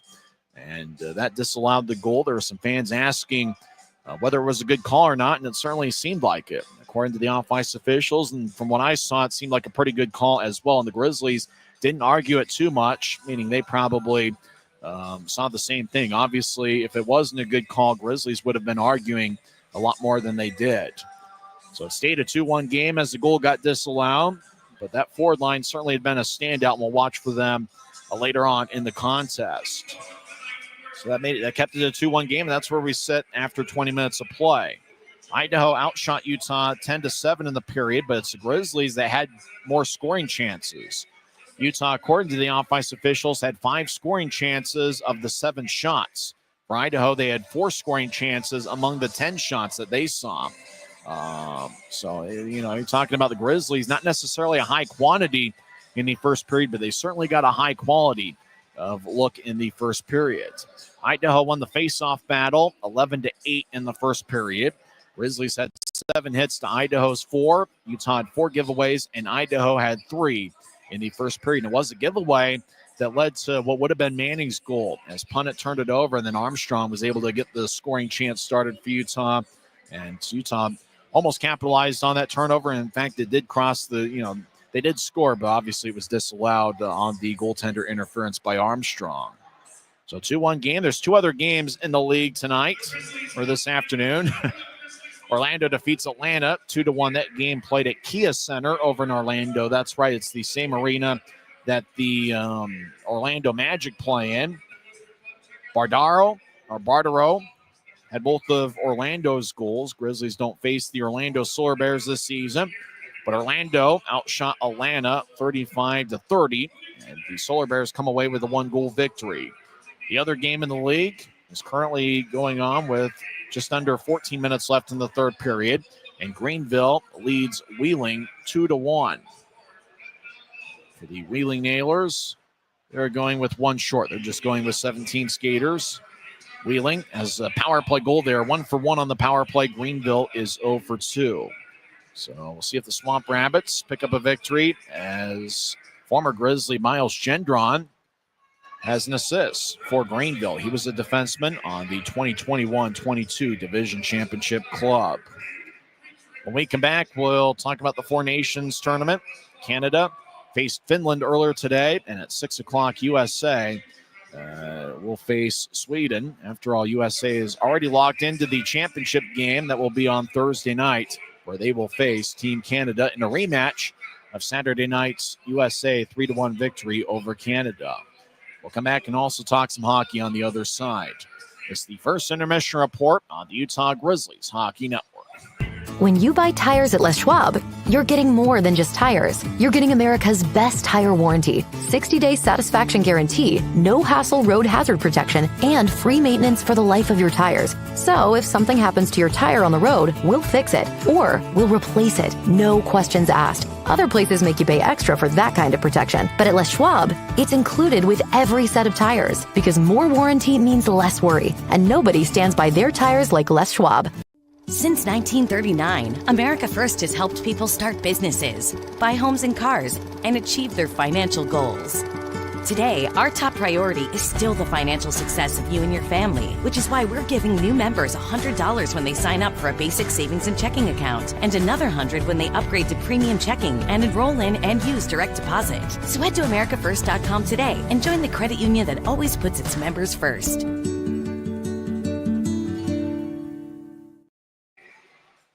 Welcome back to Maverik Center. First intermission, Utah leads 2-1 here in the rubber match of the three-game series. And for the Grizzlies, a victory this afternoon in regulation means that Utah will finish up 4-4-1 against Idaho. Really a victory of any kind, and Utah would finish up 4-4-1 against Idaho for the season series. And it certainly feels weird that it's February 17th. If I remember right, I think today might be Michael Jordan's birthday. But you have 23 games left for both teams in the regular season. For both clubs, it's game 49 of 52, or 49 of 72. Math is hard sometimes, but you got 23 games left in the regular season, and Utah's not playing Idaho anymore. You think about the last weekend of the regular season. Usually when Idaho has their award ceremony in the final homestand of their regular season over at Idaho Central Arena, usually the Grizzlies are the opponents. And if they're not the opponent that weekend, they are either the weekend before, the weekend after. So it's certainly odd that the Grizzlies, they'll play pretty much everybody else in the Mountain Division, but they won't face the Idaho Steelheads again this season after tonight. Four Nations Classic going on today. Team Canada got a 5-3 victory over Finland. That game has gone final. Canada had a 4-0 lead at one point in the game. Connor McDavid scored unassisted 4:13 into the first period. Then Nathan McKinnon scored 4:59 in. So McKinnon scored 46 seconds after McDavid. And that made it a 2-0 game. Braden Point scored 13:02 into the first. Canada had a 3-0 lead after one period. Then McKinnon scored a second of the game, 5:03 with the Crosby and Reinhart getting the assists. Lindell got on the board for Finland 13-19 into the third. And then Granlund picked up his second of the tournament, 18-20. And that made it a 4-2 game. And then 23 seconds later, Granlund scored again to make it 4-3. A little excitement at the end, but Sidney Crosby scored an empty netter with 56 seconds left in regulation, with Sam Reinhart picking up the assist. And that capped off Team Canada's 5-3 victory over Finland. At 6 o'clock, Sweden will face the United States. Sweden is 0-2 in the tournament. USA is 2-0. And regardless of what happens tonight, we do know what the matchup's going to be on Thursday night at 6 o'clock. It's going to be Team Canada against Team USA over in Boston. And the winner takes all in that one. Does Canada get some revenge after Saturday night's USA 3-1 victory? Well, it remains to be seen. We won't know till Thursday. It'll be interesting to see if Matthew Tkachuk is healthy enough to play. It appears he won't be in the lineup tonight for Team USA, and he missed most of the third period for USA, battling an injury. And as for Team Canada, it's possible to get Kel McCarr back, and they certainly need him, as he may be the best defenseman in the world as we speak today. For Team Canada, though, they got Jordan Binnington in net. He did well enough to pick up the victory, but Team USA does have a little bit of an edge there with Connor Hellebuck, the Winnipeg Jets star. When we come back, we'll have second period action, but the stats of the first period is being shown on Flow Sports. Idaho did win the face-off battle. I have it as 11-8 according to my sheet, but the graphic has 11-6. And that's a big one. You think about the scoring chances. Utah only had 7 shots in the first period, but they're really doing a good job getting the puck in deep and getting to those good scoring areas. And even though the Manning goal was disallowed, I like Craig Armstrong and his willingness to get out in front of the net and try to create havoc. Grizzlies really did a good job of that in the first period. I wonder if Idaho's going to offer a little bit more resistance out in front of their net. And if not, the Grizzlies got to find a way to get bodies there. That was one of the things I thought Utah did a good job of on the 4-game road trip, was getting action in front of the net and creating havoc and creating traffic. And well, Utah certainly did that in the first period here tonight. Grizzlies with 4 giveaways to Idaho's 3. Grizzlies did have 1 shorthanded shot. Idaho with 3 power play shots, and obviously the third power play shot was Ty Pelton-Bice finding the back of the net. Idaho did not have a shot in their second power play when Cade Jensen went to the box for a hooking minor, 10-18 into the contest. When we come back, we will have second period action. You've been tuned into the Intermission Report on the Utah Grizzlies Hockey Network. Since 1939, America First has helped people start businesses, buy homes and cars, and achieve their financial goals.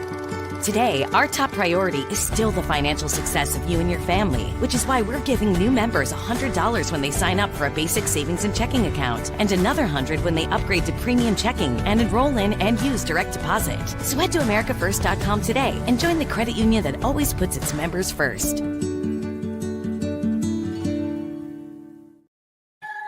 Well, it's the last game of the series, but it's not the last game of the homestand, as the Rapid City Rush will be in town for a 3-game set. It's 3 games in 3 days, a baseball-style weekend set. Friday and Saturday will be Grizzlies Fight Cancer Weekend, presented by Mountain Land Supply Company. And come support those who are fighting the brave fight, as well as those who have lost their battle and those who have won their battle with the awful disease. I think cancer is one of those where you could probably drop an F-bomb and use it in relation to that awful disease, and everybody would kind of shake their head and say, yep, I agree with them. So Grizzlies Fight Cancer Weekend will be this weekend against Rapid City, and it will be Friday and Saturday. It will certainly be 2 emotional days here at Maverik Center as Scott Burt brings his Rapid City Rush, who played some outstanding hockey as of late. You know, if we're talking about some of the hotter teams in the league, Rapid City has really picked it up as of late. And remember, the Rush in certain years have had their way against the Grizzlies. Rapid City has a standing point in 7 straight games. They are 6-0-1 in their last 7 contests. So they will be a hot hockey club. They will have some time off, though. And for the Grizzlies, they hope to head into the weekend series with a little bit of momentum with a victory here tonight. And don't forget that Sunday, February 23rd, the last of the 3-game set against Rapid City is a 3:10 start. You can get a family 4-pack of tickets for just $48. Your tickets to UtahGrizzlies.com. We'll come back and end in 30 seconds and have second period action. This is the Utah Grizzlies Hockey Network. Thanks to Les Schwab Tires, I'm a confident backseat driver, but Mom's a little stressed about spending. Remember, breathe in. Now watch your speed and breathe out. Good. Even though we're watching our wallets, Les Schwab is still watching out for our safety. So turn here. Help keep drivers and backseat drivers safe with Les Schwab Tires. Utah leads 2-0. They scored 2 unanswered after Idaho picked up a power play goal from Ty Pelton-Bice 7:51, and it was certainly a great response for the Grizzlies. And after all, we talk about a lot of times some of the key stretches in the hockey game come after a goal gets scored. Either you scored it and you're trying to keep momentum, or you allow a goal and you're trying to get the momentum back. After that power play, the Grizzlies responded quickly, and really that's something the Grizzlies have done a good job of in this series. You know that Idaho's a good team, and they're going to make some plays. Grizzlies, this whole series, hasn't got discouraged and let things snowball. They've responded with a fury, and they did so in the first period with Jones 31 seconds after Bice's goal, and then obviously McMessner on a rebound was able to collect a 2-1 lead for Utah with Masha Donato and Shea getting the assist. Shea Messner and Masha Donato are out there to start the second period with Dashke and Cooper Jones. A.J. White, the Steelheads' longtime captain, will take the draw. White wins the faceoff. Idaho had an 11-8 or an 11-6 advantage in the shot count or the faceoff circle, depending on whether you trust the graphic or the piece of paper I got. Idaho skating around behind Utah's net. Idaho chips it out in front as Semenov swings and misses. Like people who play the Steelheads are hoping Semenov gets called up soon. He's an outstanding player. Shea zips it across to Mastrodonato. He gets it center ice. He'll step over the line, but he loses the puck back to neutral ice as Mastrodonato and Messner almost collided. Idaho over the line. Murphy across to White over in the left point. He gets it off the boards. White spins around the net. Murphy throws it out in front. It goes between Jones's legs and all the way back deep into the Steelhead zone as Connor Punnett will chase after it, and he gets the loose puck. Grizzlies make a full line change. Idaho switches up forwards as well. Punnett zips it ahead to Foss off his stick. Gallant will tap it off the near glass as Berg battles with Punnett. As Bice trying to get pulled away by Lepster. Lepster gets it out of the pile. Lepster head to Berg. He'll skeet towards the right circle. Take a lefty shot. Save. Rebound. Oh, Lepster got boxed out by Murphy. As Berg got a good look from the right side. He tried to go low on Thompson. It looks like the Grizzlies are trying to go low on Thompson this week. Remember, he gave up a couple goals 5-hole in Saturday night's game. That's about the 15th time I've called Saturday night's game last night. If I do recall, Sunday was between these two games. Punnett left point, a fire lefty shot that goes wide.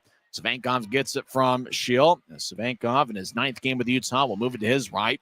Gallant to center ice across to Berg. Berg over the line. He's got 4 goals this season. He'll skeet towards left point, and he'll whip it around the boards. Cody Corbett over in the right point, keeps it in, and he'll backhand it around. Armstrong over in the left corner, trying to get it towards Manning. It's sticked away by Miller, who collects the puck, and he'll skate around Idaho's net and get it to Kanadi.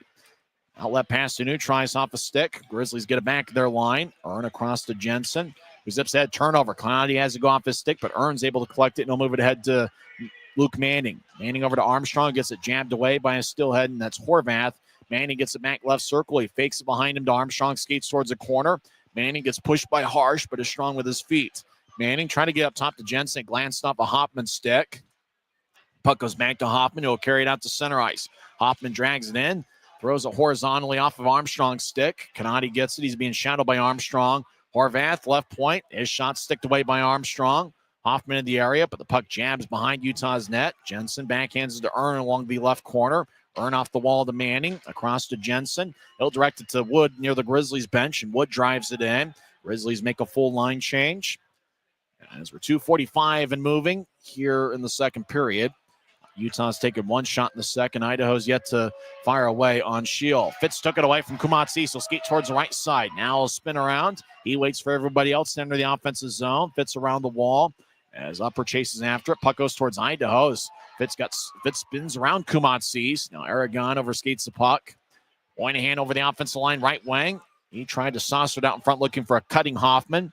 Good job by Tyson Upper, redirecting Hoffman. As Utah crosses center ice, Aragon trying to drop it for Fitz, who overskates it. Upper will fling it out of play as it goes into row 1 of section 116. So Draw's going to come back to center ice. Both teams will change things up. And we do know we're going to get the best of both clubs, with yesterday being an off day. If I recall, neither team had a practice session. Maybe a couple scratches came out there in practice. Idaho will win the center ice draw, and they'll step over the offensive line. Dashke pokes it away. Now left circle. Semenov gets it. He spins around, skates towards the left corner. He gets cut off by Jones. Jones over to Dashke behind Utah's net. As Dashke with a rink-wide feed off the boards towards Mastrodonato. And it goes past him. He didn't get a piece of it. And Utah's called for icing with 16:21 left in the second. They play rock and roll part 2. If you think back to the 95-96 championship season, if I recall, that might have been Utah's goal song. In fact, it was probably the goal song for about 80% of the pro teams at that time. Draws over in the left circle. McMessner will crouch down. He now has 13 goals this season. Messner with 135 shots on goal coming into play this afternoon. Off the draw, Zen shot. It's blocked away about 10 feet in front of Schill as Messner is battling with McEachern. Grizzlies get it ahead to Shea across center ice. He'll move it to his right for Messner. Messner, as he was stepping over the offensive line, lost it to Semenov. Ryan Fossil backhanded in. He had a good year with Newfoundland, or with Norfolk 2 years ago. As Dashke over to Messner, who wings it out to the right side for Mastrodonato. The Maestro skates towards the right circle, take a righty shot, and it goes wide. Shea back towards Mastrodonato. It's cut off in the left corner as Murphy gets it towards Register, who will lumber his way out to neutral ice. So get it to Foss in the left wing. Foss will skip it in towards Bice. Bice with a sharp angled shot, saved by Shield. Now shot from the slot, sticked away by Shield. As Bice gets double teamed over in the left corner. As Savankov looks nearby. Puck trying to get towards Savankov. It's stuck away by Murphy, who feeds up top to Register. Down the middle for Punnett, over to Register. Skates towards the left circle, got around Webster. Register fires towards the net, and it's blocked by Savankov. Now up top, Weiss, over to Punnett. One-timer, saved by Shield. Boy, Punnett teed it up, and he fired a rocket, but Shield was able to snatch it with 15-17 left in the second. Well, it's almost like Punnett was playing golf, and he just drove it into the fairway, but Shield was able to make the stop. 15-17 left in the second. Idaho's outshot Utah 2-1 here so far in the middle frame. Luke Manning will take the draw. Manning certainly coming into his own over the last couple weeks. St. Thomas product. Luke Manning, 5'10", 190 pounds. He will turn 26 years old on April 13th. Grizzlies won the draw. Corbett will sky it out to center ice. Goes past Armstrong. On towards Ryan Gagnon, the former Allen American. He'll turn it over as Manning steps over the line. He gets pushed by Gagnon. Wood tried to extend his stick. He couldn't reach it. McCarty crosses center ice, and on the back check, Manning took it away. Manning tried to dump it in, didn't get very far. And the puck went on towards Jade Miller's stick, around the net towards Punnett, back towards Miller. He turns it over. Armstrong over to the left side. He'll tap it off the far wing boards. Wood spins along the wall. Manning chasing after it, but the puck goes towards Nick Canati, who gets around center ice. Lincoln Earn hit him as Canati dumped it in. Jensen around the boards. Aragon loses it as Idaho skates around Utah's net. Now towards Punnett. Left side shot is blocked before it got towards Shield. As Jensen and Manning chase after it in the far corner. Manning will roll it towards Lincoln Earn. Earn gets the new tries, gets around Moynihan, crosses center ice, pushes it to Wood, who dumps it in. Great defensive work all night. In particular, that shift by Armstrong, Wood, and Manning. Tyson Upper trying to center it after an Idaho turnover. Puck goes wide of the mark. Jones, right side, his shot's blocked by Horvath. And Moynihan will nudge it out to center ice. Grizzlies reset. Fitz ahead towards Upper off his stick. Punnett gets over the near circle of the Steelhead zone as Idaho spreads the ice. Punnett fakes it to Kumatsis. He'll carry it out to new tries. Punnett gets around a Grizzly, crosses the center red line. He'll fire it in as it ricochets off the end boards. As Cooper Jones, he fakes out a Steelhead as Kumatsis went sliding in the dust. A Grizzly player gets knocked down at new tries. No penalty on the play. The officials are letting him play here tonight. I say tonight knowing it's about, 4:15, 4:20 along the Wasatch front. Time of day is 4:17. Grizzlies dump it in 6.5 minutes into the second period. Behind Idaho's net, Shea over in the corner tries to box out Horvath. And the Steelheads will sky it out to center ice. Puck hippity hops to Jones' stick. Jones nudges to his left for Dashke over the line. Dashke will dump it into the corner. He has to get around Horvath or make that harsh. Taking the puck is Semenov. Semenov around Dashke towards the near side. Semenov lost his stick as Shea gets around Horvath. Shea near goal line. Backhands it off the side of the net on a tough angle. Puck goes back to Semenov. We'll nudge it to Kumatsis, left wing across center ice. Kumatsis tried to lay it back for Semenov, and he was a little bit too far behind him. Now 2-on-2. Shea over the right side, over skates the puck. He gets it back in the point. He'll throw it to the middle of the ice for Corbett. He'll take a lefty shot, and it goes wide. Great creative play by Corbett. The puck was around his glove. He dropped it and was able to get a good scoring chance. 12.5 minutes left in the second period. It's still 2-1 Utah. McEachern over the offensive line. Gets around Savankov towards the end boards. McEachern gets it back. He overskates the puck, but he'll get it back from Savankov. McEachern pretty strong to go along with the speed. Right side, Zenz gets it towards Murphy, who spins it back to McEachern behind Utah's net. He dances with Savankov.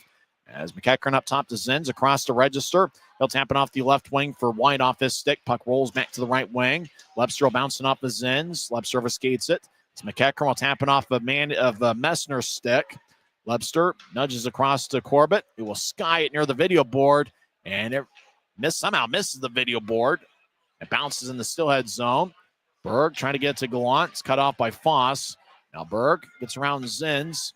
Berg got a stick held up, but not enough for a call to be made. Loose puck towards the right wing. White battles with Lebster. Now Berge gets it knifed away by Zenz. Berg gets it back. He'll throw it towards Jensen. Glanced off his stick. Foss runs it down near the Grizzlies bench. Now he'll skate along the right wing over the line. He'll drop it. Murphy, right side, trying to get around Jensen. Jensen went down, but Murphy got divorced from the puck. Rink wide feed, angle right, goes past Cole Gallant, who almost lost his balance. Boy, they call icing. I don't know. Boy, register is nowhere near Gallant. Icing was called, though, with 11:20 left in the second. Gallant couldn't believe it, neither could the Grizzlies bench. They might have to talk that one over. Faceoff should be at center ice. Gallant taps this stick on the ice. That was one of those, if it's a tie, they're going to call icing due to player safety, but that didn't look like it was all that close. Bice will take the draw against Cole Gallant. He's in his second season with the Grizzlies. Gallant played at Western Michigan University, and after his college career ended, played in a handful of games with the Trois Rivières Lions towards the end of the 22-23 season. As Bice wins the draw, punt it over on the left side, take a lefty shot, and that bounced off a Gallant stick. Voss over on the right side, dances around, and this Steelheads debut up top to Gagnon. Gagnon saucers towards the net. It's cut off by Lincoln Earn. Now right side, lefty shot, kick save by Shield. As Bice had a good look for a second of the game. He was denied by his former teammate, Adam Shield, from 2 years ago. As punt it, lofts it ahead. As Bice over the line, gets the punt it down the middle, punt it over to the near goal line. A Steelhead rams into Shield. Net gets dislodged. Shield down on the ice. A Steelhead was skating with their back towards Shield and ran into him. That Steelhead had to have known that Shield was there, as the Steelhead was skating out of control and ran into Adam Shield. That was Patrick Moynihan. So they put the net back in place. 10:53 is left in the second. It's the Grizzlies 2 and the Steelheads 1. It's the Utah Grizzlies Hockey Network. When you pay with the Nitro card at Maverik, you always save 10 cents or more on fuel every gallon, every day. And you could save a whole lot more thanks to Nitro Best Price. Pick up a Nitro card and upgrade your Adventure Club account. From commercial to recreational truck accessories, Mountain Land Truck Outfitters has got what you need. Flatbeds, spray and bed liners, lifts and leveling kits, wheels and tires. Mountain Land Truck Outfitters proudly uses a brand you know and trust. And with our experienced, knowledgeable, and friendly staff, your visit here will be informative and enjoyable. Stop into our convenient location in Provo at 265 South 100 West or call 801-225-4637 to get a quote for your fleet or individual truck.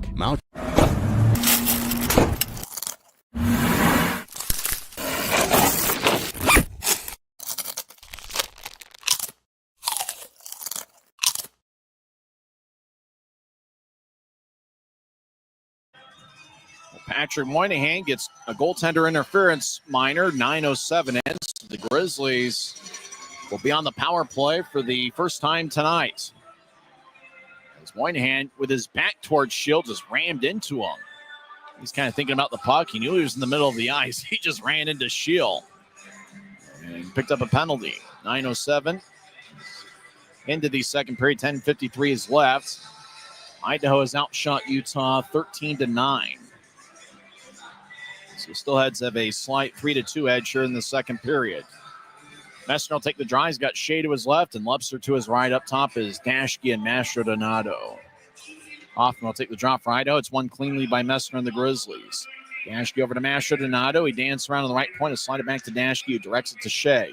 He's on the left point over to the left goal line for Lubster over to Shea. One-timer saved by Thompson. Rebound along the far boards. It's taken by Shea. He'll get it to Dashke, who directs it to Mastrodonato back to Dashke. He slides it to Shea. Left circle to feed it to Lebster. Lebster tried to backhand it out in front towards Messner. That's picked off. Shea gets it back. He'll throw it around Idaho's net. Lebster in the left corner. Nudges up top to Dashke. Dashke will slide it to Lebster. Lebster skates towards Dashke. Now push to Shea at the left goal line. Shea dangles back and forth. Gets to the Lebster. Over to Dashke, who fakes a one-timer. Now he fires towards the net and it goes wide. Mastrodonato right point.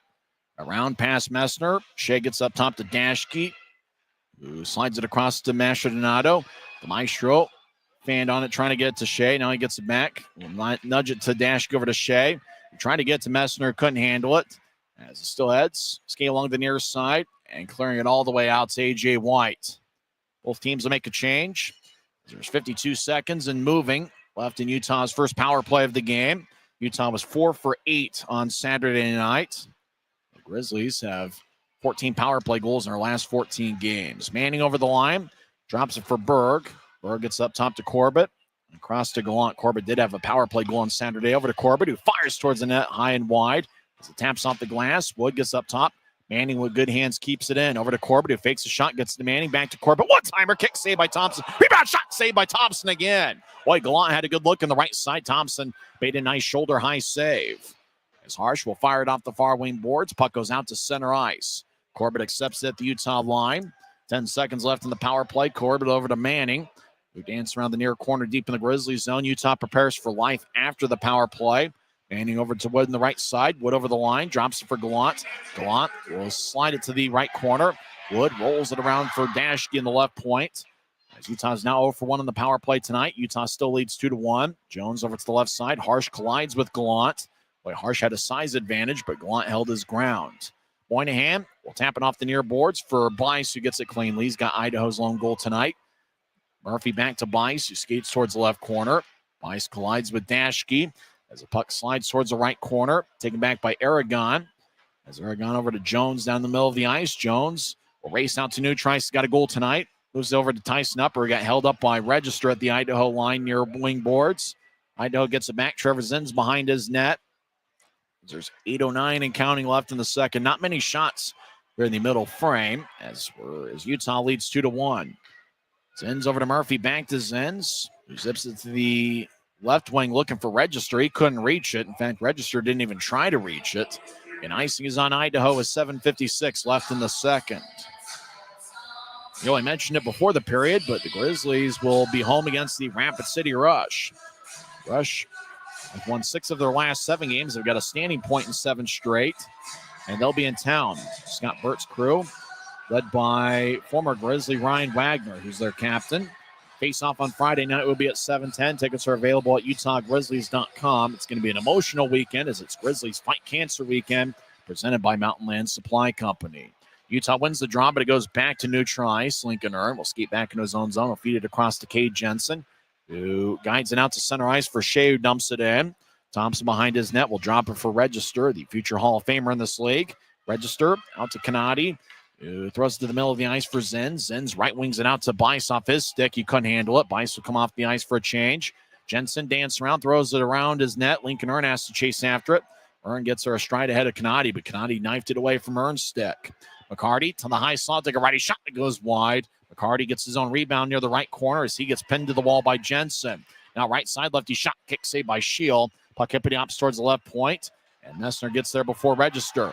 Messner skates towards the right circle, take a lefty shot, saved by Thompson. Rebounds cleared out by the Steelheads, and it's going to be icing on Idaho. As Wally Messner had a good look from the right side. It bounced off the chest of Brian Thompson. Well, the Steelheads had 2 or 3 guys out in front of the net. Punnick got the puck, and he iced it down the other way. So there's 7 minutes and 2 seconds left in the second.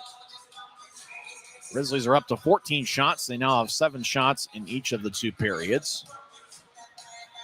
Idaho had 10 shots in the first, and they're up to 3 so far in the second. That forward line we've been talking about, Manning, Wood, and Armstrong are on the ice, as well as Corbett and Savenkov. Utah wins the draw. Savenkov, right side, slap shots blocked by Canati. As Luke Manning near the area, as Manning will skate towards Savenkov. Now I'll push Diz left for Corbett. Left point, lefty shot ricochets off the end wall. As Armstrong got spun around, Wood skates towards the right corner, tried to reverse his field. He lost his balance. As Register skates out of the pile with the puck. Puck goes towards the middle. As McCarty will tap it off of Manning. Manning gets it. As he gets double team, McCarty will clear it off. Corbett stick out to center ice. Savenkov whips it around the boards. Miller cuts it off in the left corner. Grizzlies skate from left to right here in the second period. As Idaho skies it, it's gloved and dropped by Semenov. Semenov left side, spin around as he'll skate around Utah's net. Boy, Semenov's an outstanding skater. As he'll skate towards the right point, now stop, skate towards the right circle. He'll take a righty shot and it rang off the crossbar, iron unkind. As A.J. White dancing around, he's on the right side, take a lefty shot and it goes high and wide, stays in play. As Horvath over to Semenov, he'll skate towards the high slot. Semenov slides it towards the net. It's cut off by Savenkov, who gathers it, and he'll push it towards his right, looking for Armstrong, who couldn't reach it. And icing is on Utah with 5:55 left in the second. Well, it looks like Matthew Semenov's putting on quite a show. And you can easily tell why that guy earned an NHL entry-level contract. In fact, he signed that deal on March 28th, 2023. Looks like he's in the second of that contract. Semenov, a sixth-round pick back in 2022. He's only 21 years old. He will be 22 in December, so he's a young 21. He's an outstanding player. Looks like he can create his own shot out of nothing. Outstanding skater. He's going to be a good one. Semenov has the puck. Left point. He'll take a righty shot that goes wide. As McEachern tried to feather it out in front, it's poked away by Savankov, who's played another good game. Armstrong gets to center ice, and on one knee, he'll dump it in. Grizzlies will hit the refresh button and get 5 fresh skaters on the ice. Horvat the head, tape to tape to White, who skates towards the right circle. They'll take a backhand shot saved by Shield. Semenov, who seems to be on the ice at all times these days. Semenov trying to get to White. Puck glanced off a Grizzly stick onto White. Now Horvath, left point, lefty shot. Glove saved by Shield. He holds on with 5:20 left in the second period. It's Utah 2, Idaho 1. We're back in 1 minute. It's the Utah Grizzlies Hockey Network. Every new day is a chance to be kinder to your body and your mind. U of U Health is here to help you build strength and confidence every day. Let us help you be a better you. U of U Health, official health partner for the Utah Jazz, Utah Hockey Club, Utes Athletics, and the Utah Grizzlies. Take the first step today at uofuhealth.org. From commercial to recreational truck accessories, Mountain Land Truck Outfitters has got what you need. Flatbeds, spray and bed liners, lifts and leveling kits, wheels and tires. Mountain Land Truck Outfitters proudly uses a brand you know and trust. And with our experienced, knowledgeable, and friendly staff, your visit here will be informative and enjoyable. Stop into our convenient location in Provo at 265 South 100 West or call 801-225-4637 to get a quote for your fleet or individual truck. Mountain Land Truck Outfitters. 5 minutes and 20 seconds are left in the second period. It's the Grizzlies 2 and the Steelheads 1. Nobody has scored here so far in the second frame. Utah does have a second period goal in 28 of their last 34 games. Grizzlies had that 7-goal barrage in the second period on January 25th against Wichita. And the Grizzlies have 19 goals in the second period over their last 12 games. Utah's outshot Idaho 7-5 so far in the second period. In terms of who's been aggressive offensively, Neil Shea leads the way with 3 shots. Messner, Corbett, and Jones each have 2. And Messner and Jones each have 1 goal. Idaho wins the draw. We're skating 5-on-5 in the Grizzlies zone. Over in the left corner as Foss battles 2-on-2. Corbett takes the puck away. He'll skate towards the far wing boards, gets to Berg, who nudges ahead to Gallant. Gallant overskates it, gets it back at center ice. Tried to drop it for Berg. He overskates it as well. Webster wants to play the puck, but it was in the Steelhead zone, and Berg was still in there. Idaho takes control. Harsh out to center ice. He'll sky it onto Schill. He gloves it at about knee high. He holds on. 4:49 left in the second, and Idaho will have an offensive zone draw. He joined us late. Idaho scored first, 7:51 in, as Ty Pelton-Bice scored his 19th of the year. Register and Murphy picked up the assist. That was a power play goal. Idaho's 1 for 2 on the man advantage tonight. 31 seconds later, Cooper Jones tied it up with his 4th of the year. He now has a goal in back-to-back games. Reed Lebster extended his point-scoring streak to 6 straight. Derek Dashke, Saturday night's hero, also picked up an assist. Later on in the first period, Mastrodonato took a shot from the left side. It bounced off of Brian Thompson, and Mick Messner collected the rebound on the right side, and he scored to give Utah a 2-1 lead. That was 15-19 into the first. And that's where he sits. It's a 2-1 Utah lead. Register ahead towards Hoffman. He'll tap to it off the near wing boards. Moynihan over to Kumatsis. All sorts of momentum. He tried to center it to Hoffman. It's cut off by Cade Jensen. Great defensive work by Jensen in his first full season with Utah. As Utah ices the puck, the draw's going to come back towards Adam Schill. 4:26 left in the second. With Brian Yoon getting called up to the AHL and Andrew Nilsson leaving for Europe, you knew other defensemen had to step up, and I've been really impressed with Lincoln Earn. Cade Jensen's done some good things tonight. I think Dylan Savankov's a guy that once he gets more and more playing time, he's going to really show some things. He's a pretty good athlete, and he's put that on display this afternoon as well. Idaho wins the draw. As Register, left point. His shot gets redirected by a stick. Shea battles on the right point with Zins. Puck slides towards the right corner. Jensen whips it from one corner to the other. As Lincoln Earn trying to get to Mastrodonato. Pass wide of the mark. Register, left point. He'll take a shot that gets redirected. Now McEachern gets it jammed away by Shield. Arm is raised by the referee, and it's going to be a Utah penalty. Hooking's going to be the call. There was about 4 or 5 bodies out in front of the net. And the Grizzlies captain, Mick Messner, shakes his head back and forth as he goes to the box for penalty minutes 23 and 24 on the season. So it'll be Idaho's third power play of the game. Steelheads are 1 for 2 on the man advantage. Strauss going to be over in the right circle. 4:05 left in the second. Steelheads came into play with a 19.4% power play. For the Grizzlies, over the last 9 games, their penalty kill has been 28 for 33. And against Idaho this season, Utah's penalty kill is 26 for 32. Idaho wins the draw, far goal line. Skating in's Ryan Foss, and the Steelheads score.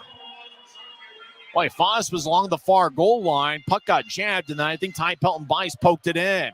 And it is. Bice picks up his second power play goal of the evening. And we're now tied at 2. Boy, Foss, he was at the far goal line. Dashke poked it away, but Bice with great hands was able to gather it and throw it past Shield. So we're tied at 2 with 3:56 left in the second. With that, Ryan Foss is going to pick up his first point as a Steelhead. He's making his Idaho debut. Foss in the EIHL with 5 had 4 goals and 11 assists in 29 games. Last year with Norfolk in this league, Foss in 29 games had 4 goals and 17 assists. We're tied at 2. 2 power play goals for Idaho. They are 2 for 3 on the man advantages. We're back to skating 5-on-5. Puck goes into the Grizzlies zone. Savenkov has got good speed. He gets cut off Kanadi. Now Kanadi and Savenkov battle behind the net. Puck goes towards the far wing. Grizzlies skate from left to right as they're on their own zone. Arm is raised by the referee. Let's see. Tyson Upper is battling. McCarty lost his stick. Oh, that's going to be another Utah penalty. Tyson Upper shakes his head. David Lilly says you committed a penalty. Slashing's the call. 3:31 left in the second period. We're tied at 2 in Idaho. It's going to be on the man advantage again. McCarty kind of held his stick a little bit lightly, and Upper chopped at it, and he got the call. Idaho's goal to tie it up was Bice's second of the game and 20th of the year, with Foss and Register getting the assist. So Register has 2 assists this afternoon for the Steelheads. Idaho's back on the power play. As Upper got 2 minutes for slashing. Idaho wins the draw. Register gets it towards Bice. Back to Foss, who's replacing Hank Crone on this power play unit. Crone's out tonight. Bice over to Register, right side. He'll fire towards the net, and it goes wide. He missed the net. Glove side on Shield. Grizzlies get it. And Derek Dashke will clear it all the way out. Register will stride towards Thompson. Now he accelerates to skate around Thompson. Boy, Register, when he wants to accelerate, certainly can pretty quickly. Over the line. Murphy to Foss, back to Murphy. Over to Bice in the right corner. Bice up top as Hoffman zips it to Register. Register shuffles towards the left point and gets to Murphy. As Murphy fires towards the net, Bice was looking to redirect it. Bice is on hat trick watch. Grizzlies get it. Neil Shea clears it out. 1:05 left in the Idaho power play on a moving clock. And just over 2.5 minutes left in the second as we're tied at 2. Idaho gets it towards McEachern and gets around White, steps over the line, tries to drop it for A.J. White. He collides with Luke Manning. Puck goes back to center. Semenov will get it over to Harsh as the Steelheads reset. Idaho's outshot Utah 17-14. Shots are even in the second period. McEachern over to White, to Harsh, who feeds it to his right. Moynihan across to White, back to Harsh. He's in the high slot, back to Semenov. He's just outside the left circle. Semenov dangles, gets it off a Utah stick to White in the left corner. White back to Semenov, back to White near goal line, trying to feather it across to Moynihan, who swung and missed. Puck ended up about knee high on him. As over to the right side, McEachern over to Moynihan, Friday night's hero. He skates around Utah's net. Got it poked away by Earn. Moynihan gets it back and he'll slide it to Semenov. Over to Moynihan, trying to find a cutter out in front. And it looked like McEachern was looking for a penalty, but there was no purchase. Left side, Semenov shot, saved by Shield. Now the Grizzlies get it, and firing it off the near wing wall is Lincoln Earn. Upper's out of the box. It's a successful power play. Try that again. Successful penalty kill. As Idaho skates down the middle, Miller gets tapped away by Dashke. Now Miller feeds it out in front as the puck pinballs around. A Steelheads laying on his keister. Grizzlies get it as Lebster We'll tap it to Gallant. Left wing, Gallant races into the offensive zone. Skates in, righty shot. And a save by Thompson. We get a whistle as Gallant got chopped at by Punnett. And I think it's going to be a Utah power play. Or maybe it's going to be a penalty shot. Looked like the referee was pointing to center ice. Let's see. This will be Utah's third penalty shot in the last 4 games, and it is. A penalty shot's coming up, and it's going to be Cole Gallant. And if it's not Gallant, it's going to be anybody on the ice. Gallant was skating in. Punnett slashed him. And now the officials are talking it over. It looked like one of the referees was pointing to center ice as if we were going to get a penalty shot. And I think it is. It might be. Looked like they were thinking about dropping the puck at center ice, and they are. It's going to be a penalty shot for the Grizzlies. It's Cole Gallant's second penalty shot in his last 4 games. Remember, he had one in overtime against Wichita on Tuesday. Neil O'Shea with a penalty shot with 4.5 seconds left. Utah's 0 for 2 on penalty shots this season. We're tied at 2. Could Gallant get an opportunity? Nick Canati, the puck was laying at center ice. Canati moved it. Now the linesman, Craig Peterson, puts the puck back at center ice. So after seeing no penalty shots in the first 45 games of the season, the Grizzlies are seeing a flurry of them. Now the league this season is less than 20% on penalty shots this season. So it's not necessarily a high percentage play, but it's an opportunity for the Grizzlies to tie up the game. Cole Gallant, 2 goals this season. He's probably thinking about Tuesday's penalty shot against Wichita. He gets another chance here less than a week later. It'll be Gallant and Brian Thompson. 1:05 left in the second period. Gallant skates in. He takes the puck. He'll skate to his right now, veer off to the left. Gallant now down the middle of the ice. Will skate in back at shot. He scores! Cole Gallant capitalizes on the penalty shot with a beautiful backhand move. And Utah takes a 3-2 lead. Boy, a pretty different move than what Gallant had on Tuesday. You can almost tell that Gallant probably thought that Thompson saw his penalty shot from Tuesday. Beautiful move, dangling back and forth. Got Thompson off his balance as Gallant with a shoulder fake. Fake to his left, went to his right, then back to his left. Thompson was off balance, and Gallant just roofed the backhander right over Thompson. So it's Utah 3, Idaho 2. And I guess the third time is a charm in terms of penalty shots for the Grizzlies for the month of February. Idaho wins the draw. A.J. White fires towards the net. A stick goes flying, and that was Dashke's. Less than a minute left in the second period. Utah leads 3-2. Gallant on the penalty shot picks up his 3rd goal of the year. As we get a whistle at center ice. And looks like the puck was either played with a high stick or we have a high sticking penalty. Looks like it was just played with a high stick. Draw is going to be at center ice.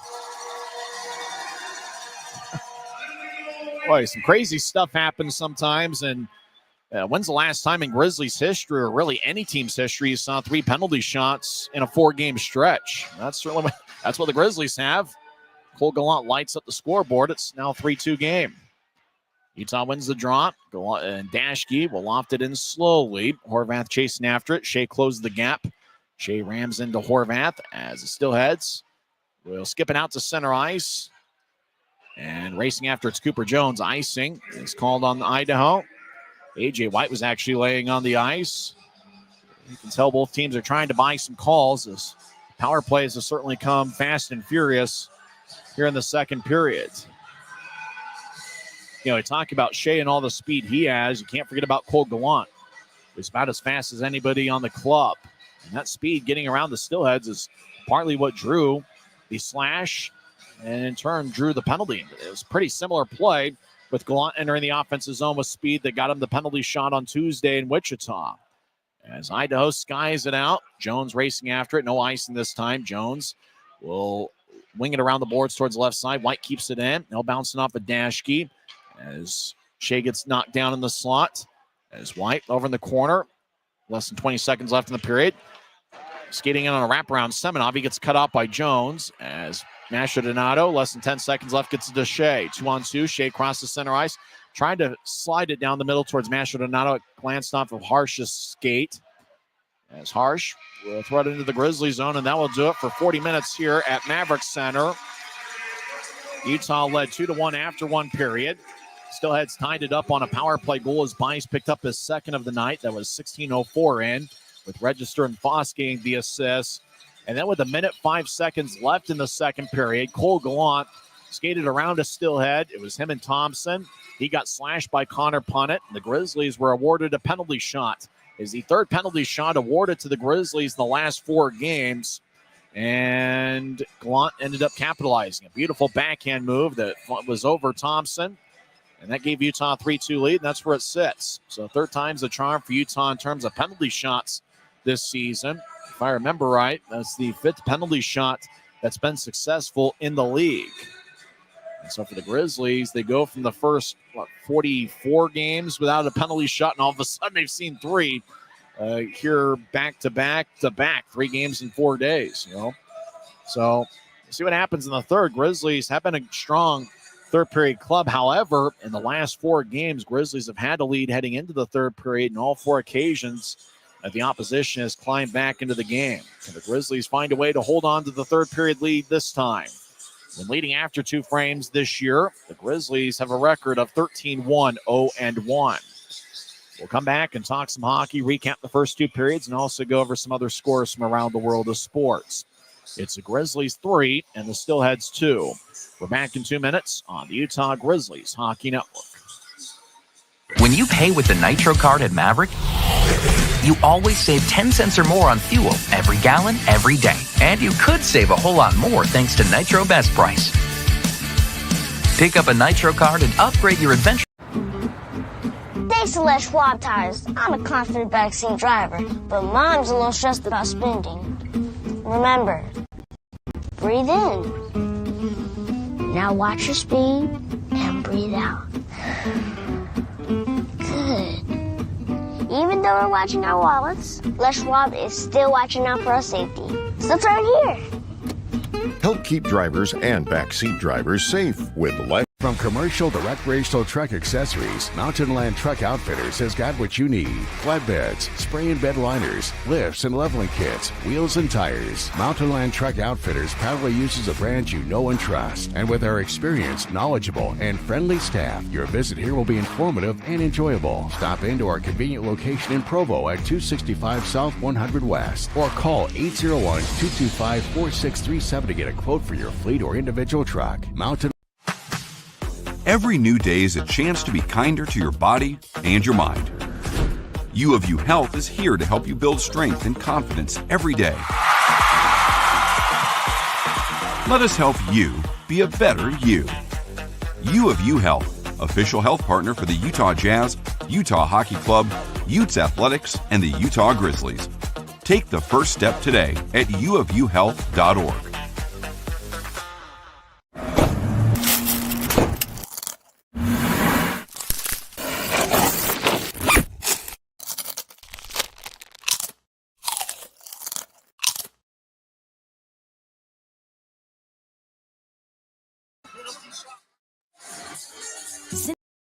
Since 1939, America First has helped people start businesses, buy homes and cars, and achieve their financial goals.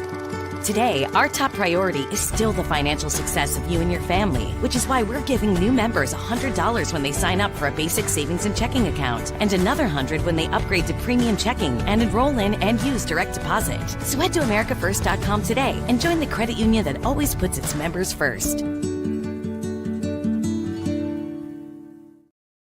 Now we're through 40 minutes here at Maverik Center, and the Grizzlies lead the Steelheads 3-2. I'm Tyson Whiting. For the third straight game, Idaho scored first in this series. Ty Pelton-Bice with his first of 2 on the afternoon. He scored 7:51 in with Matt Register and Wade Murphy getting the assist. That was a power play goal, and Idaho took a 1-0 lead. As I mentioned right before the start of the second period, a lot of times the most important stretches in the hockey game come after a goal gets scored. Somewhere I've heard you get 1, you get 2. Well, if you stop that momentum, you could probably get one of your own. 31 seconds after Idaho took a 1-0 lead, it was Cooper Jones scoring his 4th of the year, with Webster and Dashke getting the assists. And the Grizzlies picked up that goal in part because of all the traffic out in front of the net. Lepser took the shot from the right point. There's about 4 or 5 bodies there. Puck pinball the round. Bounced off of Jones' ankle and into the back of the net to tie it up. Time of Jones' goal was 8:22 into the first, with Lepser and Dashke getting the assists. Then later in the first period, Mastrodonado fired away from the left wing. Shea entered the offensive zone with momentum, got it to Mastrodonado. He was in the left circle, fired it low, and bounced off of Thompson. And over on the right side, McMessner collected the rebound, and he fired it past the goal line. The captain picked up his 13th of the year. Mastrodonado and Shea got the assists. Almost looks like Utah's memo is to shoot low on Thompson. That's where the Grizzlies have fired away a lot. They scored 2 goals through the 5-hole in the second period on Saturday night. The Grizzlies seem to be going low and often on shots on Brian Thompson. Utah led 2-1 after 1 period of play, despite the fact the Steelheads outshot the Grizzlies 10-7 in the frame. Idaho got a power play, 16:04 in, and Bice scores his second of the night and 20th of the season. Ryan Foss and Matt Register picked up the assists. Foss in his Steelheads debut was along the far goal line, was kind of trying to move it out in front of the net slowly, and the puck bounced off a Dashke's stick, but Ty Pelton Bice was alert, and he quickly put it in the back of the net.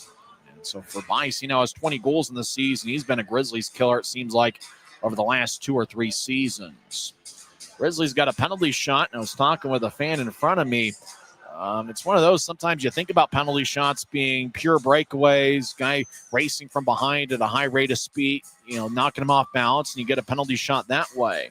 If you're a neutral observer, you'd probably say it was kind of borderline, because Gallant just kind of strong with the puck, was able to curl his way around a Steelhead defenseman, and Connor Punnett trailing the play, slash Gallant from behind. And certainly it was Gallant versus Thompson with no defenseman. Obviously, Punnett came from behind and slashed him. It's one of those that, it seems like you don't see many penalty shots being called. So sometimes if you're a referee, you just say, I will give you a power play. Even if you weren't sure that, it was a clear penalty shot, sometimes you just say, hey, we'll give them a 2-minute power play and not a penalty shot. But they awarded a penalty shot, which is kind of interesting considering that it's the 3rd time in 4 games the Grizzlies have been awarded a penalty shot. It's the 2nd time for Gallant. In overtime this past Tuesday in Wichita, score was tied at 2, and Gallant in a very similar looking play skated around a defender, got in, and, got hit from behind and was awarded a penalty shot. Hit a different looking type of shot. I don't remember what it was. It was kind of a pretty standard look on a forehand shot in Wichita, if I remember right.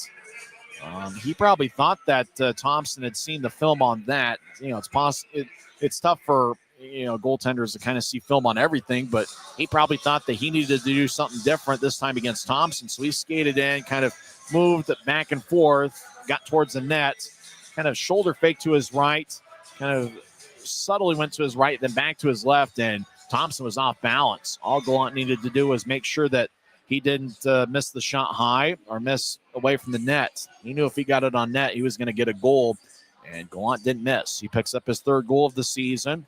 3rd time certainly a charm in terms of penalty shots, as Utah is now 1 for 3 this season on penalty shots. We mentioned Gallant's last Tuesday, but then with 4.5 seconds left on Friday night, Neil Shea had a look on Brian Thompson with Utah down by 1. And you talk about a crazy amount of drama with the penalty shot with less than 5 seconds left in regulation that night.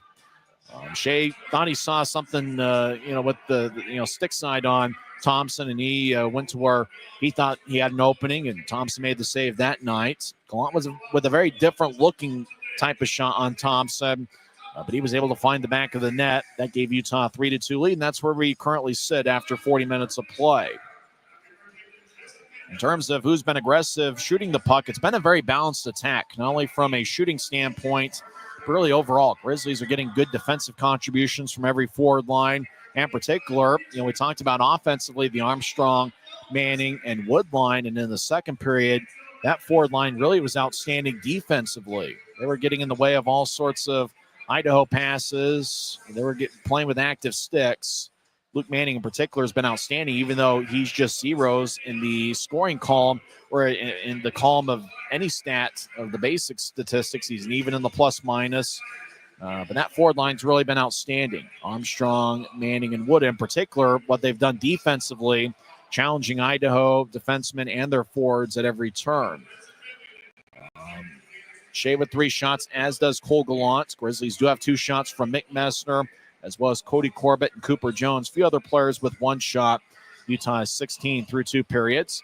Idaho has 10 shots in each of the first 2 frames, and the Steelheads have 20 through 2 periods. Leading the way for Idaho is Ty Pelton-Bice, who has both of the Steelheads' goals, 2 goals on 4 shots.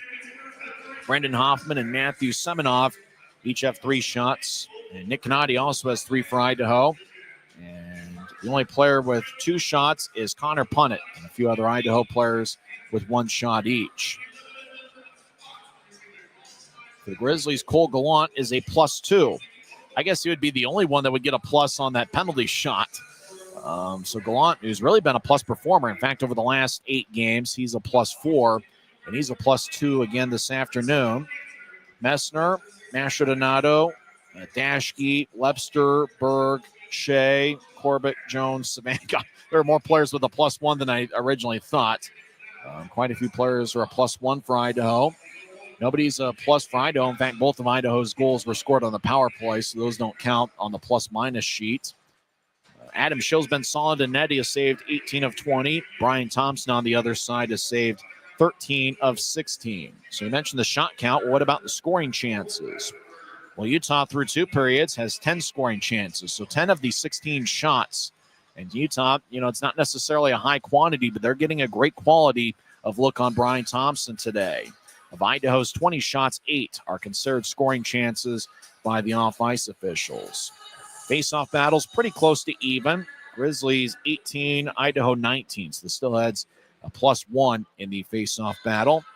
Grizzlies have 10 hits. Idaho has 6. Grizzlies with 9 giveaways. Both teams had 5 giveaways in the second period. Utah has 9 for the game, and Idaho has 8. When we come back, we'll talk some hockey and preview this weekend's series against the Rapid City Rush. This is the second intermission report on the Utah Grizzlies Hockey Network.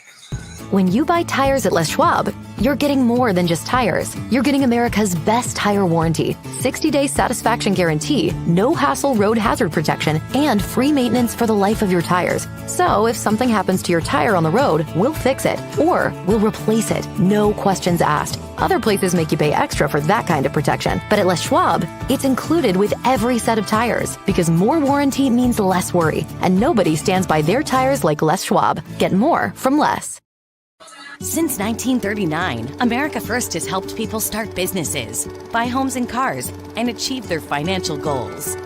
Today, our top priority is still the financial success of you and your family, which is why we're giving new members $100 when they sign up for a basic savings and checking account, and another $100 when they upgrade to premium checking and enroll in and use direct deposit. So head to AmericaFirst.com today and join the credit union that always puts its members first.